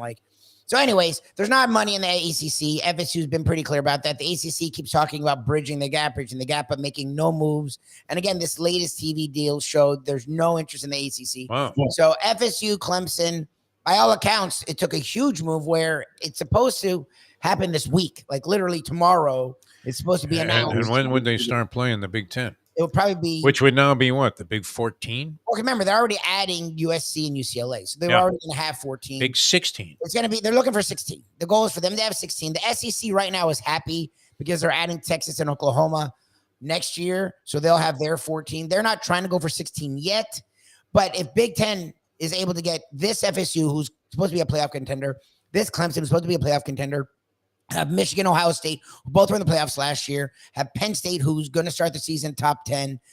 That right there is Wisconsin, a team that Ken likes as a dark horse. That's possible 6 teams that could be vying for the playoffs. The SEC doesn't have that. SEC has Georgia and Alabama, and maybe a couple of others of interest. LSU's there, Georgia, Alabama, and Tennessee, I guess. So that's 4. So as the SEC is considered the best conference, if the Big Ten can get FSU and Clemson, the SEC is not the best conference on its own anymore. The Big Ten are raised right there. So you would then think the SEC will have to finally go to 16, and that to me would mean 2 power conferences. All right. So where does UM end up? I think eventually UM. They always seem to be dragging a little bit behind when it comes to these kind of moves. I think UM could also find themselves in the Big Ten. Okay. Because they do care about academics, and the SEC doesn't give a shit about academics. I don't know. We'll see. Well, it's going to leave a lot of programs that are actually pretty successful in the cold. And the ACC dissipates altogether? They'll be like a completely minor conference. It'll be a basketball conference. The ACC will be a basketball conference. Right. The Big 12 is trying to grab all the also rans. Like Colorado's going there now. Arizona's supposed to go there. Programs that have had success in football that are willing to spend. Wasn't San Diego State? They just declined to move to the Big 12. Was that it? I think they're going to be going for bigger fish than San Diego Okay. State. My thing is, like, what do you do with the Louisvilles, the North Carolinas, the Dukes that have actually had flashes but aren't of the same stature? I think if enough of those go to the Big 12, then the Big 12 can be like sort of a third fledgling conference that can, because remember, they're supposed to go to 12 playoff spots. So like the SEC and the Big 12, Big 10 don't need 12 playoff spots. They would probably get 6 to 8 between those two conferences, and then you still have room for another conference somewhere. Who's pocketing all of this money? The schools, the various principals at these schools. They're putting the money in their pocket. No? Yeah, I mean, it doesn't go down to the kids. It's the schools. Like the schools, but there's so much money in the Big 10 and the SEC. It's like each school is getting like 30 to 40 million. Wow. And the ACC, you get like 12. You get like 10. Like it's literally you get like 30% of what the other schools are getting. It's kind of like the MLS compared to one of these big European leagues. 100%. Yeah. But they're all in the same league, where at least MLS and the Euro, EPL, and the Bundesliga don't play together. Like the ACC is supposed to be playing with the SEC and the Big 10. And the disparity is it's just a joke. Like you just can't hang with them. All right. So Florida State's gone and Clemson's going to be gone. Supposedly. From the That's ACC. supposed to be announced tomorrow. So we'll see. You never know. Like there's been a lot of these coals in the fire when it comes to FSU and Clemson when it came to the SEC. I can't follow it anymore. I mean, it used to be a disgrace if you were a sportscaster and somebody would call and you would misidentify what conference they played in about a college football team or, a player or whatever. And you felt like it was part of your job. You had to know who was where and what affiliations. And you probably should have known that. But now, I mean, the way teams have jumped around, I have no idea who's in what conference at this stage. You're thinking that these conferences like the ACC, which were never, I mean, as a football conference, it never stacked up there with the Big 10. Maybe even were they behind the Big 12 as a football conference? I would say yes to that, and certainly the SEC. I was a Pac-10 guy, Pac-8 when I was covering sports in California. I like those teams. And to think of USC as a Big 10 team is just, it's inconceivable, isn't it? I mean, they were the essence there. You would have Dick Enberg calling out the Pac-10 game in a week. Well, it was Pac-8 game in a week back then. But then they added in the Arizona schools?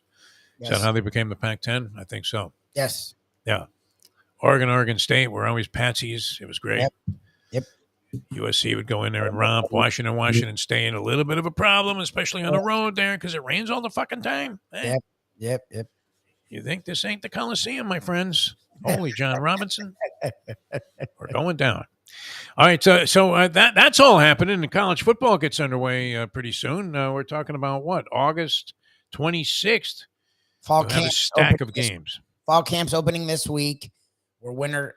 Yeah, it's fall camp. Fall camp's opening. Notre Dame favored by 19 and a hook over Navy. Well, that first weekend should that be game's going to be played in Dublin, Ireland, my friend. You think the Irish will be favored there by the fans? Oh, probably. Ha! Are you kidding me? Do they have the same pasty guys that line up at the British Open? Is it the same group? Is it a small group of fans that go to everything there? And they all look the same. Once again, they all look like they came out of the first chapter of a Dickens novel. You saw a little more of that in that Senior Open than you did in the regular British Open, although the final round was contested there in just very rank weather that you would normally think you would just shut down the game of golf.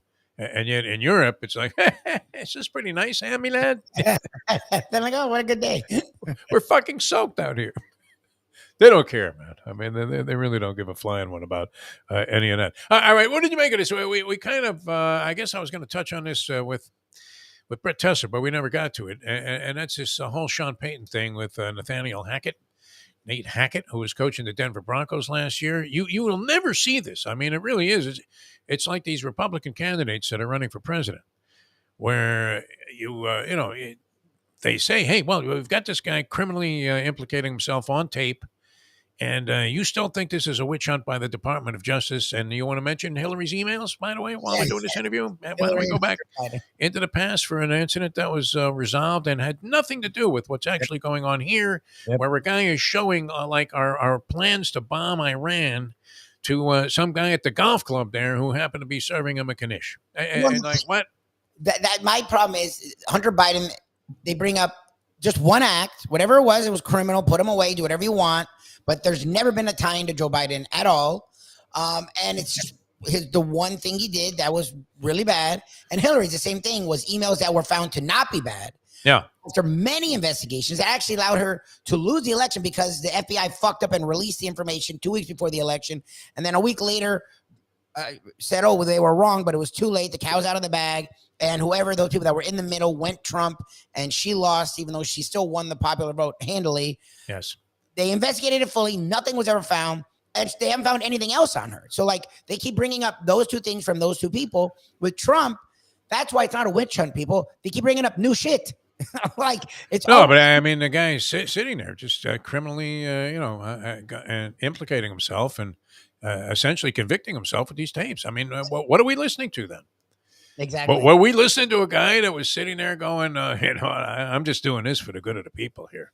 Never. Right? You were listening to a guy who was so devastated that he lost his position of power after conning the public into putting him there in the first place. And, he couldn't deal with it. He was doing everything, that he possibly could to try literally. And, he's still walking around talking about, oh, well, he stole the election. Like, there's no evidence of that. Zero. None. But there's lots of evidence. Your own guys have jumped off that ship. Right. There's lots of evidence of him breaking the law, lots of evidence of him committing crimes, but there's no way. Or treating the position like shit. Exactly. That's the only way you could look at it, right? I mean, there's nothing in there that makes you think, oh, my God, of all the people in the world and the United States of America, this is the one guy that we really need. Oh, you feel like a mob boss. Yeah. Like, he sat in that position doing what he had to do to succeed himself and his family. He didn't do anything for America. He didn't try. He wasn't even trying to do the job. He was just trying to make money for himself. I don't even know if he understood the job. No, he said to this day he did. Him and McCarthy don't understand their roles at all. Like, McCarthy says shit, and I'm like, dude, and DeSantis too. The three of them, they say stuff, and I'm like, I don't think you understand your role. Like, you're not a dictator. None of you. None of you are actual dictators. There are as much as your party wants to ignore it, there are checks and balances for a fucking reason. Thank God, and it's for both parties. So no one just goes and takes over. Like, they say these things, but you're not going to do a goddamn thing. You're not going to do anything. This isn't fucking Russia. Well, and this whole, forget about everything that went on here, including people crawling on the walls of the Capitol building while cops are dying.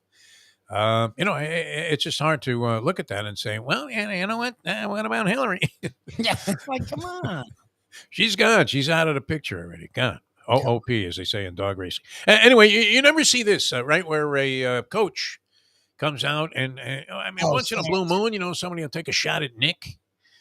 But then they retract their statements immediately because they realize Nick will have them, that they won't be in coaching anymore if Nick decides that, he wants to have them ousted completely, right? Nick will find a way to get rid of him. Sean Payton on Nathaniel Hackett says that this is the worst coaching job that was ever done by anybody in the history of the National Football League. Now, I mean, do we have to preface anything that comes from Sean Payton by saying, wait a minute, and you know me, I am not a fan of the cheap shot.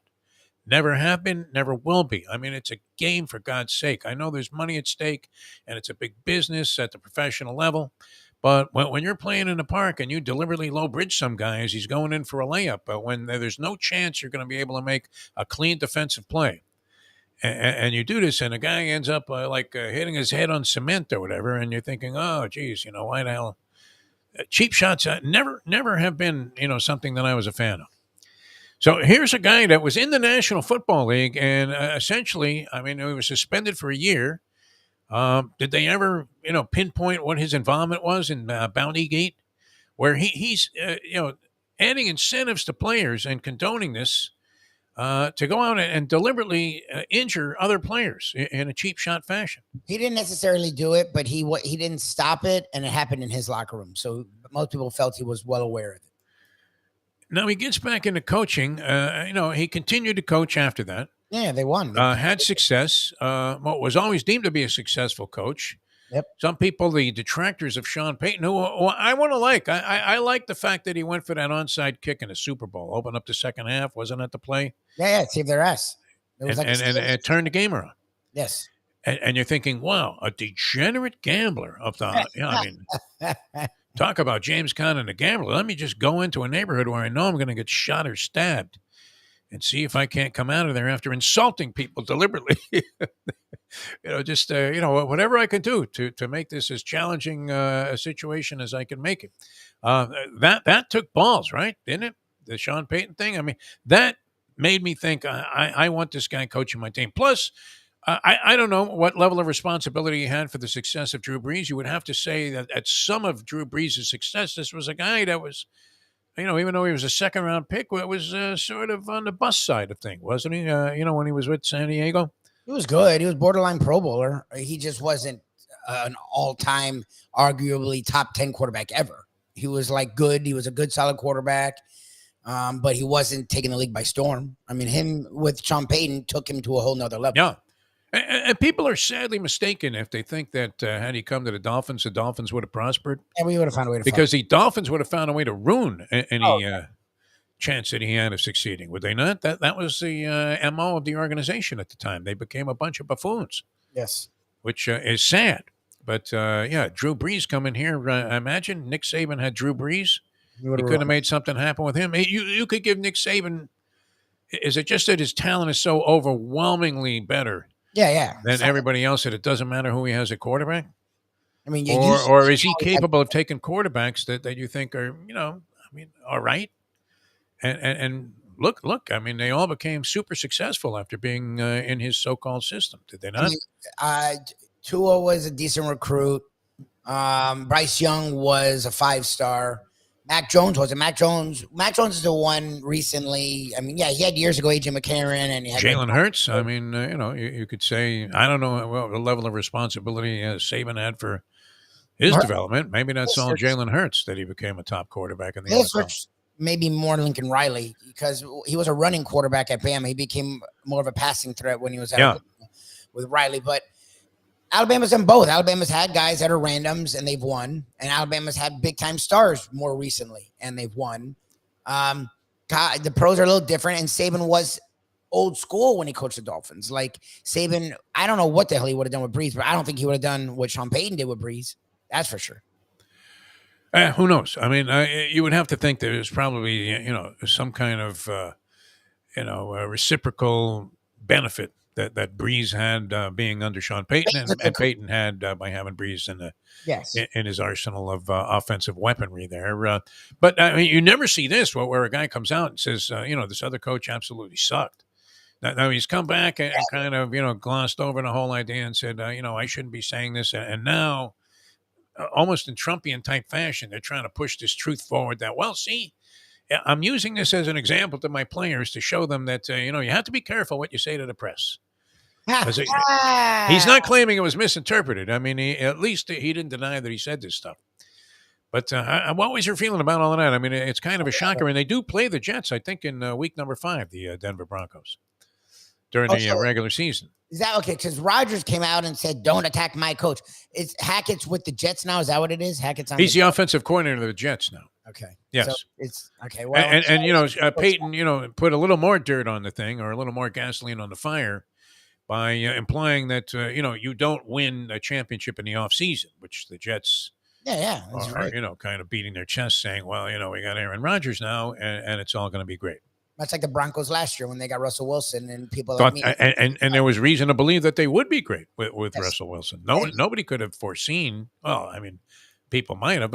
We had who was the writer that we had on, the prominent writer that lives in the outside, the boondocks in Washington. Frank Schwab. You mean Frank Schwab, who's in Denver, or? No. We had an actual author on that was of some significance. Wow, a very significant guy. What was that? Right, the Pulitzer Prize winning author. I can't remember his freaking Buzz name. Bissinger. Buzz Bissinger. Yeah. How about you? He said, flat out and very authoritatively that he knew that Russell Wilson was going to absolutely blow a gasket when he got to the Broncos. That he hadn't been exposed yet as being an extremely weak quarterback.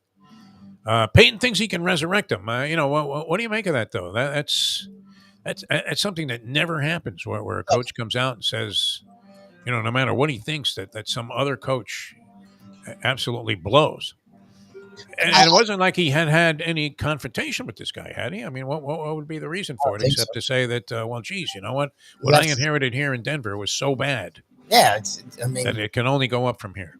I sort of appreciate and respect the thing coaches do where they keep it in the family and they, always talk highly of other coaches. And when a guy's about to get fired, they always feel for them and this and that.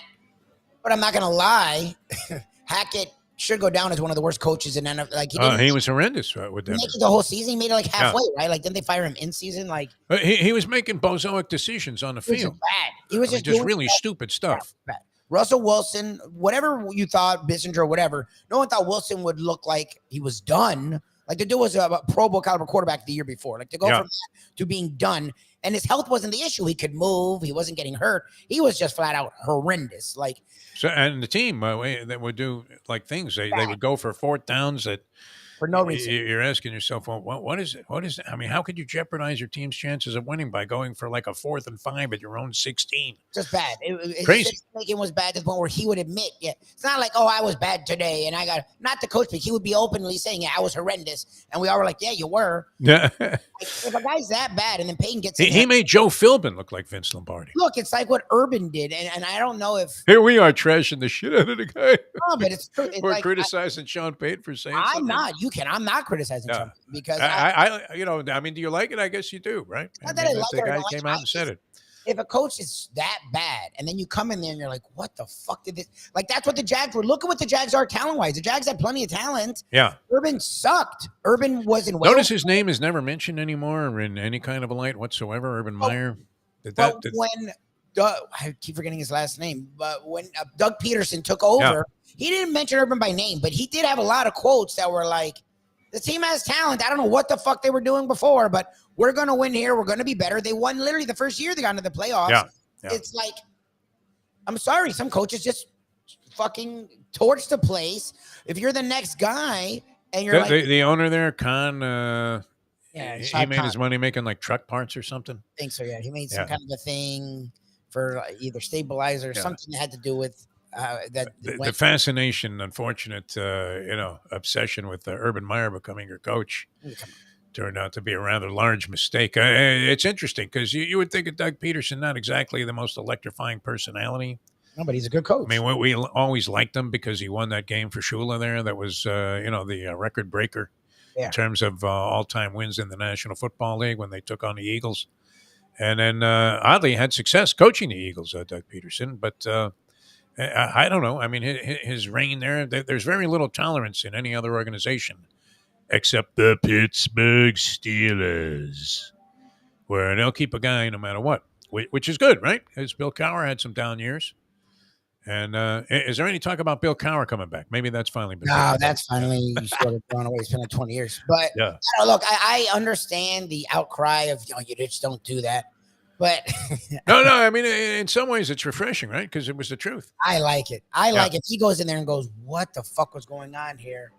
And they catch him off guard or they catch him where he's in an honest moment. He said he was still in his TV analyst mode from his 1 year. Yeah, he's been analyzing things. Yes. And they asked him, I'm sure, something about Hackett or something about what'd you notice from last year to this year? One of those random questions we always ask, generic ask questions just to have a coach answer.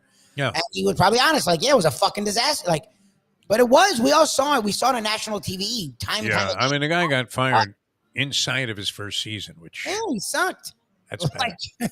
Holy Coco Cameron. What are we talking about? Exactly. What are you supposed to do? Well, look, when you watch Urban Meyer. But when you have fired Joe Philbin inside of that first year and just said, you know what? I still to this day can't imagine how Stephen Ross sat across the table. Stephen Ross, is he kind of a cold fish of a personality? He has more personality than Joe Philbin does. Yes. Although we later found out that Philbin was not devoid of personality by any stretch of the imagination. And then when he was on Hard Knocks there with Green Bay, when he became like the quarterback coach at Green Bay, or I think it was coaching offensive line maybe, which seems like an oddity. But nonetheless, I mean, and you heard like Philbin talking like Joe Pesci. He made he made our man Mike Westhoff look like he was using the ultimate in British etiquette when he was speaking at those meetings the team was having, where he basically cursed out everybody that was in front of him. It made Rex Ryan look like he was a church mouse in that regard. All right, well, we have a lot of this coming up, and Jason Cole's going to join us here. Jason with Outkick.com. Yes. And does a great job, though. It's been a long time. I mean, how long has Jason Cole been an insider in the NFL and analyzing NFL football? I mean, going all the way back. I mean, here with the local papers, I believe, both the Herald and the Sun Sentinel, no Palm Beach Post, right? Jason Cole? He didn't do Palm Beach, but I think he did in the Sun Did he Sentinel. do the big trifecta down here? I don't think he did the Palm Beach. I don't think so either. I remember Jason with the Herald, and then what? Did he move from the Herald to the Sun Sentinel because everybody moved to Broward? Was that the deal? I think so. Well, I mean, you can ask him. Pretty honest. Yeah, I think he was with the Herald first, but covering the Dolphins and did a great job. Always tremendous. So going to join us here in just a few minutes on the program as, wow, Lubie, we're in like preseason mode here. We are. We made it. Made it to the old football season. And, we'll see what happens. A lot of people optimistic about the Miami Dolphins. I don't know. You think Jason will be optimistic about the Fins? I just see that glaring weakness there, Lubie. The right side of that offensive line. I don't know. If you don't fix, like if there's a hole in the boat and you don't fix it, it doesn't matter what other gear you put on top of it, right? You can have all the great electronics. You're not going to find the fish. You're going to find the bottom of the ocean. No? Yes, that's my thing. It's right tackle and left guard because Robert Hunt's in the right guard and he's good. And Connor Williams is the center and Terran Armstead. Yeah. But right tackle, the blind side of their quarterback. So the left tackle for most teams is their right tackle. Yes. Is a disaster. And their left guard is a disaster. And they didn't address it at all. They're just going with the Jewish kid's no good, Eichenberg or whatever. Supposedly Eichenberg in practice has looked good in the sense that they haven't had to mention his name. You're going to go by that, yeah? But exactly. I don't know. What do you do with practice? I mean, I'll be Iverson on that. We're talking about practice. Yeah, exactly. All right. Jason Cole, right around the corner here on the Defo Show. Appeal yourself off to Mount Monday. Thanks for all the comments on the chat line. It's always good to get it going. Lubie loves engaging in that. I don't actually have the ability. I'm afraid that if I start typing comments, which I don't even have a way to sign in there, Lubie. You're not on the chat? Like when you... I can't make a comment on there. No, there's not a place for you to hit, like type a message. It doesn't say that for you. Like there's nowhere. It's only on our own little private thing that we have going here, where you're saying, Jason Cole 835. Why don't you shut up, you old fat bastard? I find that interesting because Mayo says the same thing. Mayo never jumps in either. So yeah, because I would be responding like a madman to some of these things, although it'd be very distracting. While you were, schlubbering your brains out here on a Monday morning, trying to make something happen on a sports talk show. All right, back with more in a moment here on the Defo Show. Now that. The time. It's 8:32. Ponies in Style at Champions, the outstanding simulcasting room at beautiful Hialeah Park. Yes, the grand old lady of thoroughbred racing has never been more vibrant, and you can wager on the races from the top tracks around the country while enjoying a cocktail at the Brass Rail Bar or any of the fine food served throughout the facility. If poker is your game, you're covered in style, and you can play all your favorite Vegas-style games, including blackjack, craps, and roulette, in Hialeah Park's sizzling hot casino. Get a player's card when you walk through the door for all kinds of generous amenities, including our favorite, free play, when you come out to the ultimate casino and entertainment destination, Hialeah Park. these days, we're all looking for comfort anywhere we can find it. Thank goodness for Landlubbers Raw Bar and Grill in Plantation, because they are making sure you are as comfortable as possible. First of all, they're not only open for delivery and pickup. All you have to do is go to landlubbersbarandgrill.com for both pickup and free delivery. You're going to have the best wings in the world. You're going to have a great burger. You're going to have their amazing soups. Again, Landlubbers, Raw Bar, and Grill. It's nice and easy. Just go to landlubbersbarandgrill.com for both your pickup and free delivery. Thank goodness for Landlubbers for making you always feel right at home. Are you looking to buy your first home? Have you been turned down for a loan? Do you need to refinance or get money out of your home? Call Michael Kodzie, CEO of Choice Mortgage. He's been helping the South Florida community get mortgages for 30 years. Hi, this is Michael Kodzie, CEO of Choice Mortgage. We have the most competitive fixed rates in the market. Call me 24/7, 561-441-2730. And remember, I don't just work banking hours. To make the right choice for your home, call Choice Mortgage today.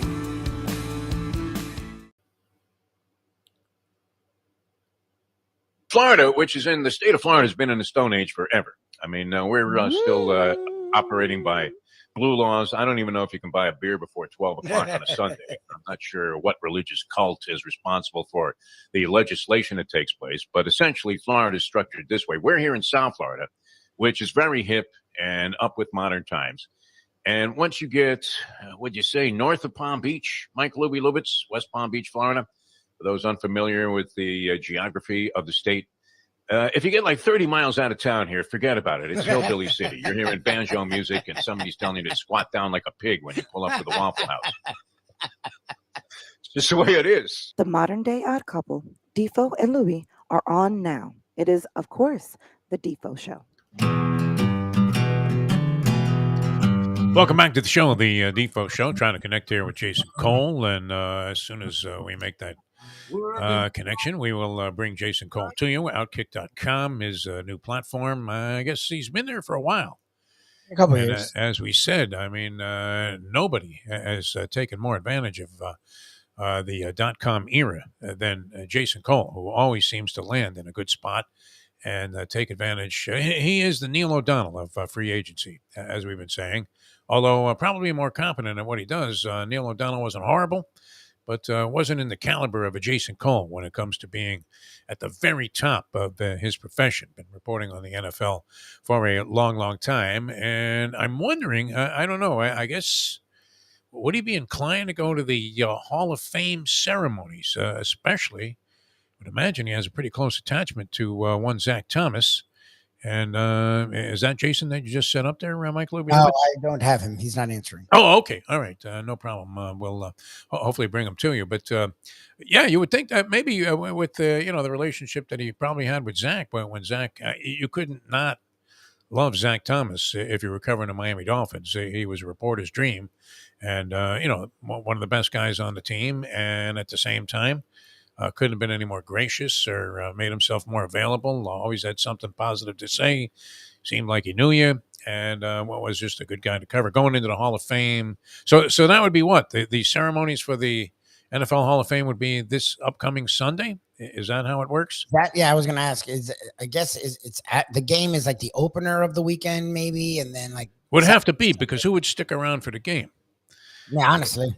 I mean, and they would have had to have already conducted the ceremonies this past Sunday. But, I mean, can you imagine sticking around Canton, Ohio there for another 4 days just to see this Hall of Fame game, which, the year. August 5th. They're saying Saturday, August 5th. Oh, Saturday it is. Okay, yeah. The ceremony's on a Saturday. Yeah. Chris Berman, what do you think? Chris Berman going to be involved in this thing? I don't know. Does he still do Chris it? Berman, I always enjoy watching a very heavily schwitzing. I mean, Chris Berman ends up looking like Patrick Ewing and Moses Malone combined. Michael Jordan when he ate that bad pizza and he tried to play against Utah. Yeah, schwitzing. I mean, just through his shirt, everything. It's got to be 1,000 degrees. I would imagine it's pretty uncomfortable there. But, we applaud the fact that Zach got in. Mark Clayton, do you think he ever gets into the Hall of Fame? Mark Clayton?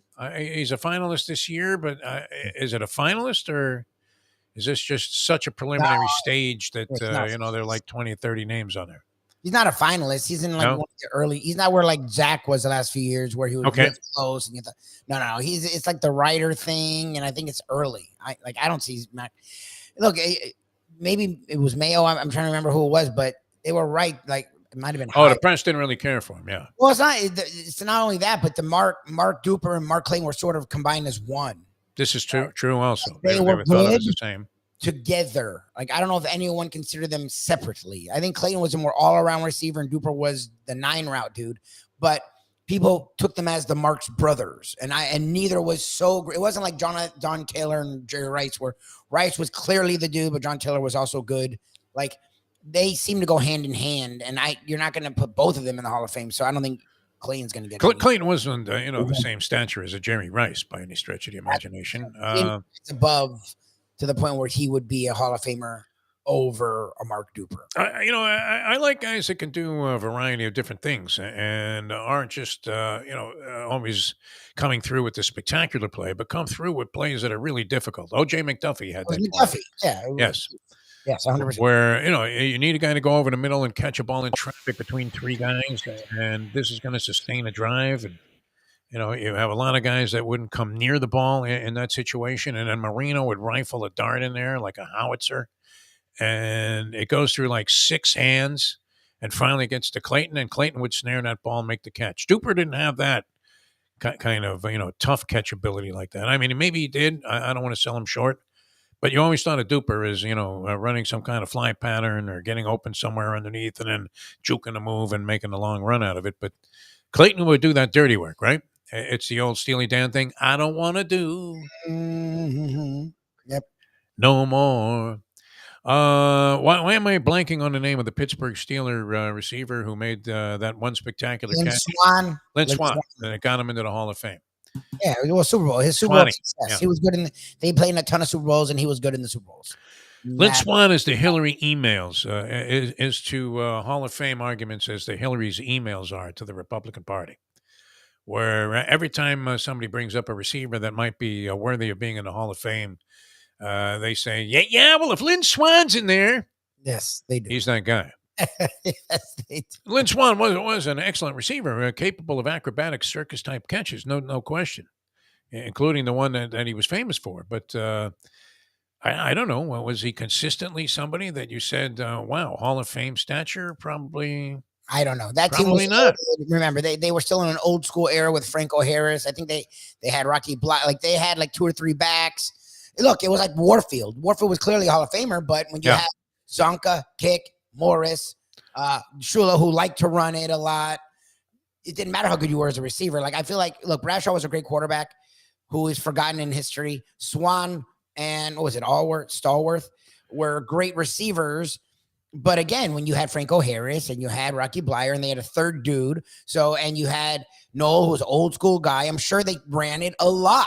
So and Harris, was very versatile catching the ball too, as evidenced by the immaculate reception. Yes. Yeah. So like, when you have an old school coach, it doesn't matter how good the receivers are. Like, that's why I don't mind guys like that getting in. Look, Largent led receptions forever. And he's like 50th. Like, I don't even know where he's on the list.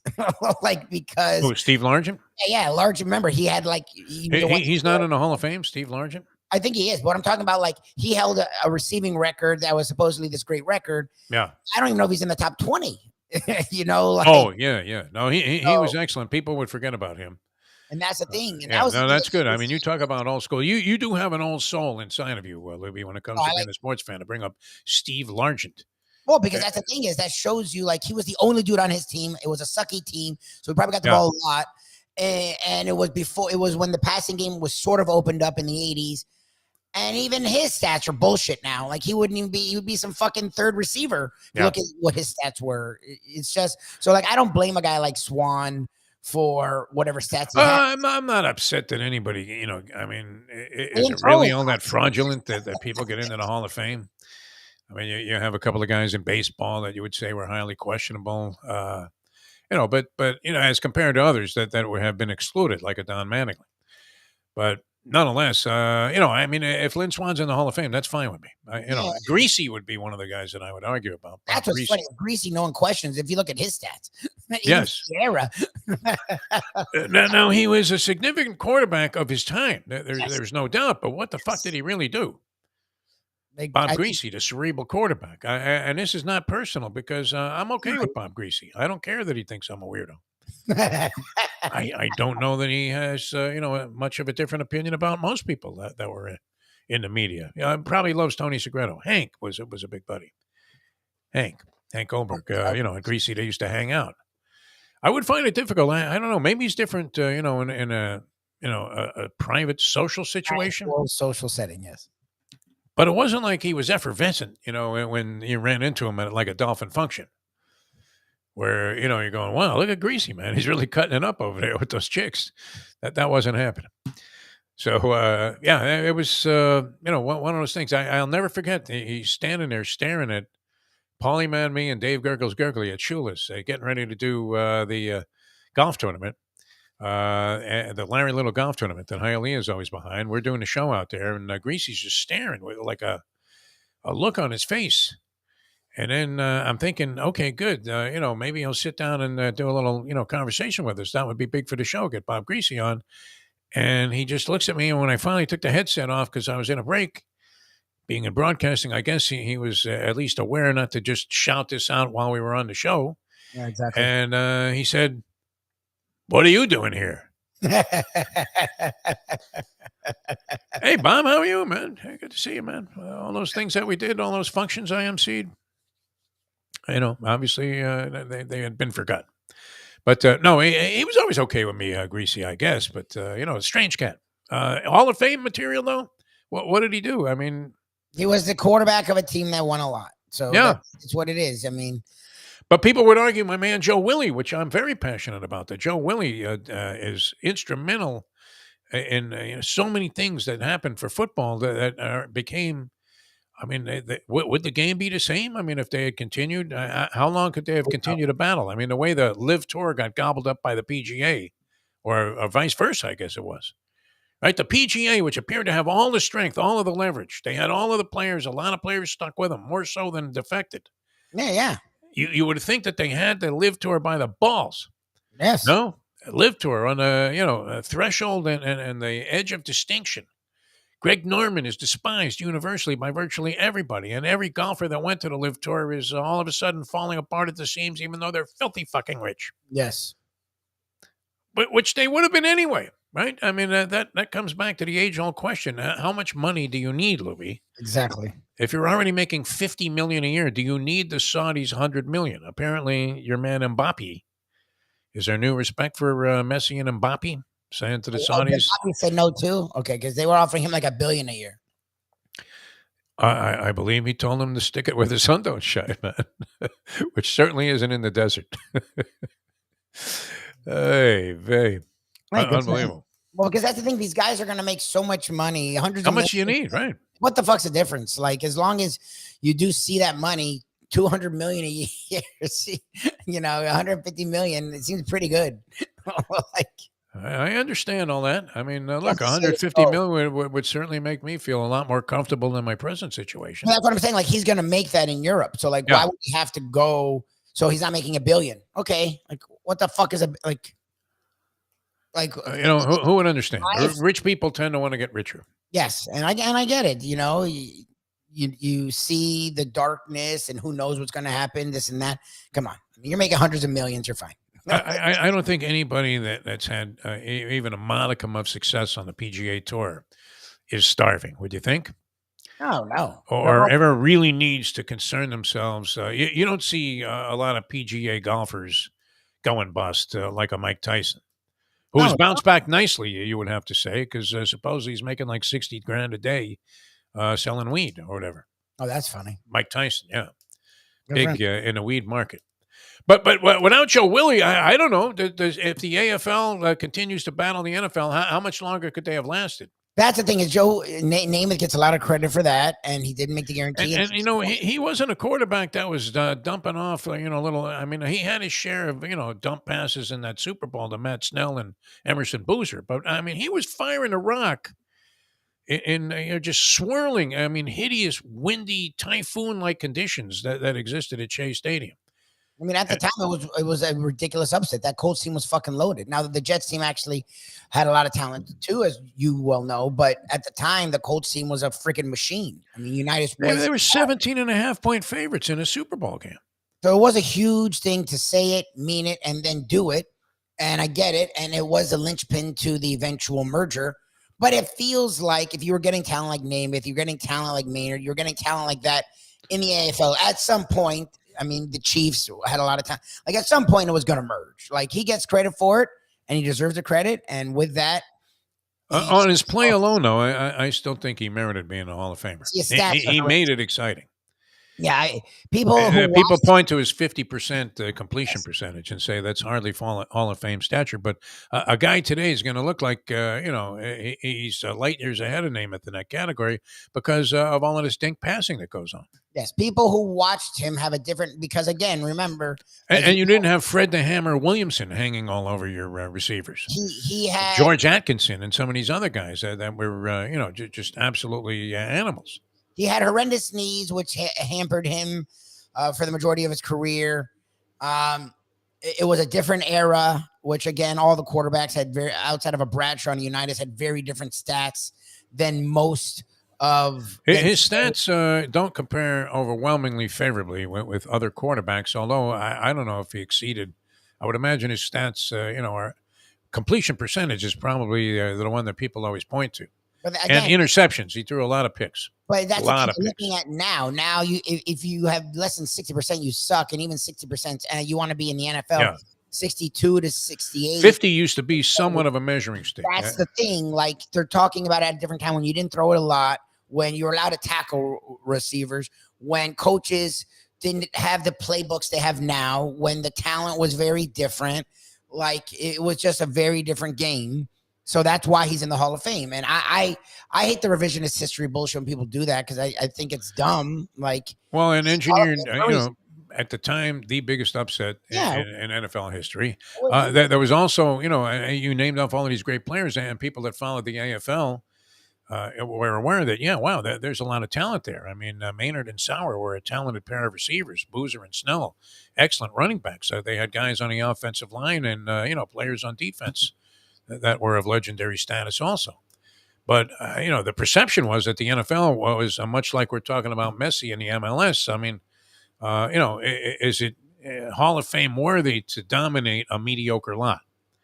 And there was this perception that the talent in the AFL, because they had gotten slaughtered in the first couple of Super Bowls by Green Bay, was not anywhere close overall to what it was in the vaunted National Football League. So that all changed in a hurry. I mean, in a heartbeat, and that was engineered by Namath. I mean, I would think that would count for something in terms of overcoming statistical inferiorities in people's opinion as a Hall of Fame player. Look, there's guys that are in all the Hall of Fames that had these ridiculous playoff careers, and that got them there. I mean, it's just look, Bill. That's why, as much as Ken can't stand Bill Russell, the winning does matter when you're the guy. As much as they had all these Hall of Famers, and they have you been watching this Wilt thing on Showtime? By the way, Goliath. Kind of interesting. I mean, it's a weird presentation in that they have a lot of Wilt conversation. Now, you would think that there were, a zillion interviews of Wilt Chamberlain over the years, no? That they could have referenced. But still, he lived until, the 80s, right? Like, he didn't die in the 60s. I believe he checked out in 1999. Okay, yeah, he lived into the 90s. I mean, he lived into the modern era then. Yeah, Wilt is still. I want to say, I remember like last night's episode. I don't know if I guess it was the last one of a series, but I want to say they showed 1999, and that's when he was discovered. Body was discovered, and I guess what he had a heart attack or something. I mean, it was still a young man. He was in his 60s, which is sad, but he wasn't. It wasn't like right after he played in the 80s. Like media coverage was there. We had ESPN for decades. Yeah. He had been on a couple of Roy Firestone shows, I guess. Yeah, but he was always doing interviews. I mean, he was always talking to the media. Anyway, he was very, very much forward about that. But they used artificial intelligence to mimic his voice, to have him sort of making statements about certain aspects of things that they were talking about during the course of the broadcast. Okay. So I don't know. What do you have you seen it? It's kind of weird. I hadn't even heard of it. So that's interesting because Wilt's sort of a forgotten. So in other words, they were quoting him from like maybe something that he had said that was in print, but they didn't have the audio of it, and they used artificial intelligence to sort of mimic the sound of Chamberlain's voice, and he inserts a lot of stuff in audio that otherwise would have to be read by a narrator. What do you think about that? I mean, it's fine. They're trying to be creative. Yeah, they're trying to use AI in a way that it's not going to end the world. So that's nice. I don't know. I have a whole AI freaks me out. I mean, how quickly does it take over? I don't know. My wife's a big people in business because they are very busy, and anyone that can take jobs off their hands without them having to pay them, they're big fans of that, and I can totally understand that. I, who've watched a lot of sci-fi movies, see a whole different world with AI. Obviously, the Republican Party is using none of that to try to figure out. But no, it's interesting. The documentary itself is interesting. A different kind of presentation. So my thing is, Bill Russell, look, if you look at his numbers, on the offensive end, it was not impressive. He was averaged 15.6 points per game. I used to hold that against him. They were allowed to stack the deck in a stupid ass way. It was a fucking joke the way that the Celtics were able to just load up. It was. I love you, Mr. Mama, but it was. I mean, you can be the biggest Boston Celtics fan ever. Red Auerbach must have had dirt on everybody. No, he let him run the league. He convinced them it was good for them to dominate. So they did. But if you are the and Russell was, as much as they had a roster of Hall of Famers, Russell was their best all-around player. He was their captain. He was their leader. So if you're the best player on a team that over a certain period of time, whether you're playing or coaching, wins 11 titles, then you're going to be in the Hall of Fame. A great team sport player. You're going to be a legend. You're going to be an icon. And it's okay. Like, there's nothing wrong. It wasn't like he wasn't instrumental. I know the professor would never concede no, this. But his defense his rebounding and defense and then the outlet passes. Yeah. He was a great all-around player. Ken just makes fun of him for being that big and everyone else is so He was sort of a bricklayer as a shooter. He was. There's no doubt. It's a lot like Anthony Davis on that Kentucky team. Not complete, though. I mean, he was not the worst offensive center. They didn't need him to score. Like, if you don't need a guy to score and he's willing to capitulate to the other guys, that's something I actually give you credit for. I don't blame you for. Like, maybe he could have scored more. Look, at San Francisco, he scored. Like, when he was in college. I mean, the pace of the game. Look, he's sending the ball to mid-court after grabbing a rebound. I'm not even trying to defend Russell or blame him. What I'm saying is certain guys fit in certain boxes, and it's okay that they are in lore for a reason. Like, to me, to go revisionist should definitely be considered among the greatest players. I think it's dumb to go back, even with Namath, whoever it is. Go, well, if you look, thank you. Okay. Yeah. Like, it's just dumb. But it's interesting, though, because Oscar Robertson was a far more spectacular player. Yes. Overall than Bill Russell was. But, you would rarely hear somebody put Oscar ahead of Bill Russell as a player. No, because he didn't win, because he got fucked. He didn't get Kareem till he was an old fart, and they only were able to win one title. But we used to shoot that ball like this. Yeah, that was great. The thing is, it's what we do with Curry. But again, Curry has a lot of titles, so I wonder what we do with Curry if he didn't have a lot of titles. Guys who revolutionized the game should get credit for it. Like Oscar Robertson, the stuff he did at his time was he averaged a triple-double before anybody cared about it. He was a guard who was big, rebounded for his size, but still was able to pass and score. Yeah. No one was doing that at his time. Elgin Baylor is a guy that's forgotten. The way he was able to score in his era is fucking ridiculous. Yes. But people forget about it. And he was a circus type performer also. Look, I give the guys like Dr. J credit for saying, look, it wasn't me who did this. It was actually Baylor. Baylor was the guy who was the first real athletic. Connie Hawkins, another guy. Who scored on the wing in a way that people hadn't really seen, but would they get forgotten because of Jordan? Poor Elgin Baylor. I mean, his whole legacy will be those ridiculous draft lottery shows where he sat there in stunned disbelief as his team got hosed again. They kept the unluckiest man on the face of the earth. I mean, if Lou Gehrig is the luckiest, Elgin Baylor was the unluckiest. I mean, you talk about a kiss of death. You wouldn't want him anywhere near with the track. If he walked by you playing poker and you said, hey, imagine Mike Mayo's playing poker and Elgin Baylor says hello to him and shakes his hand. That's it.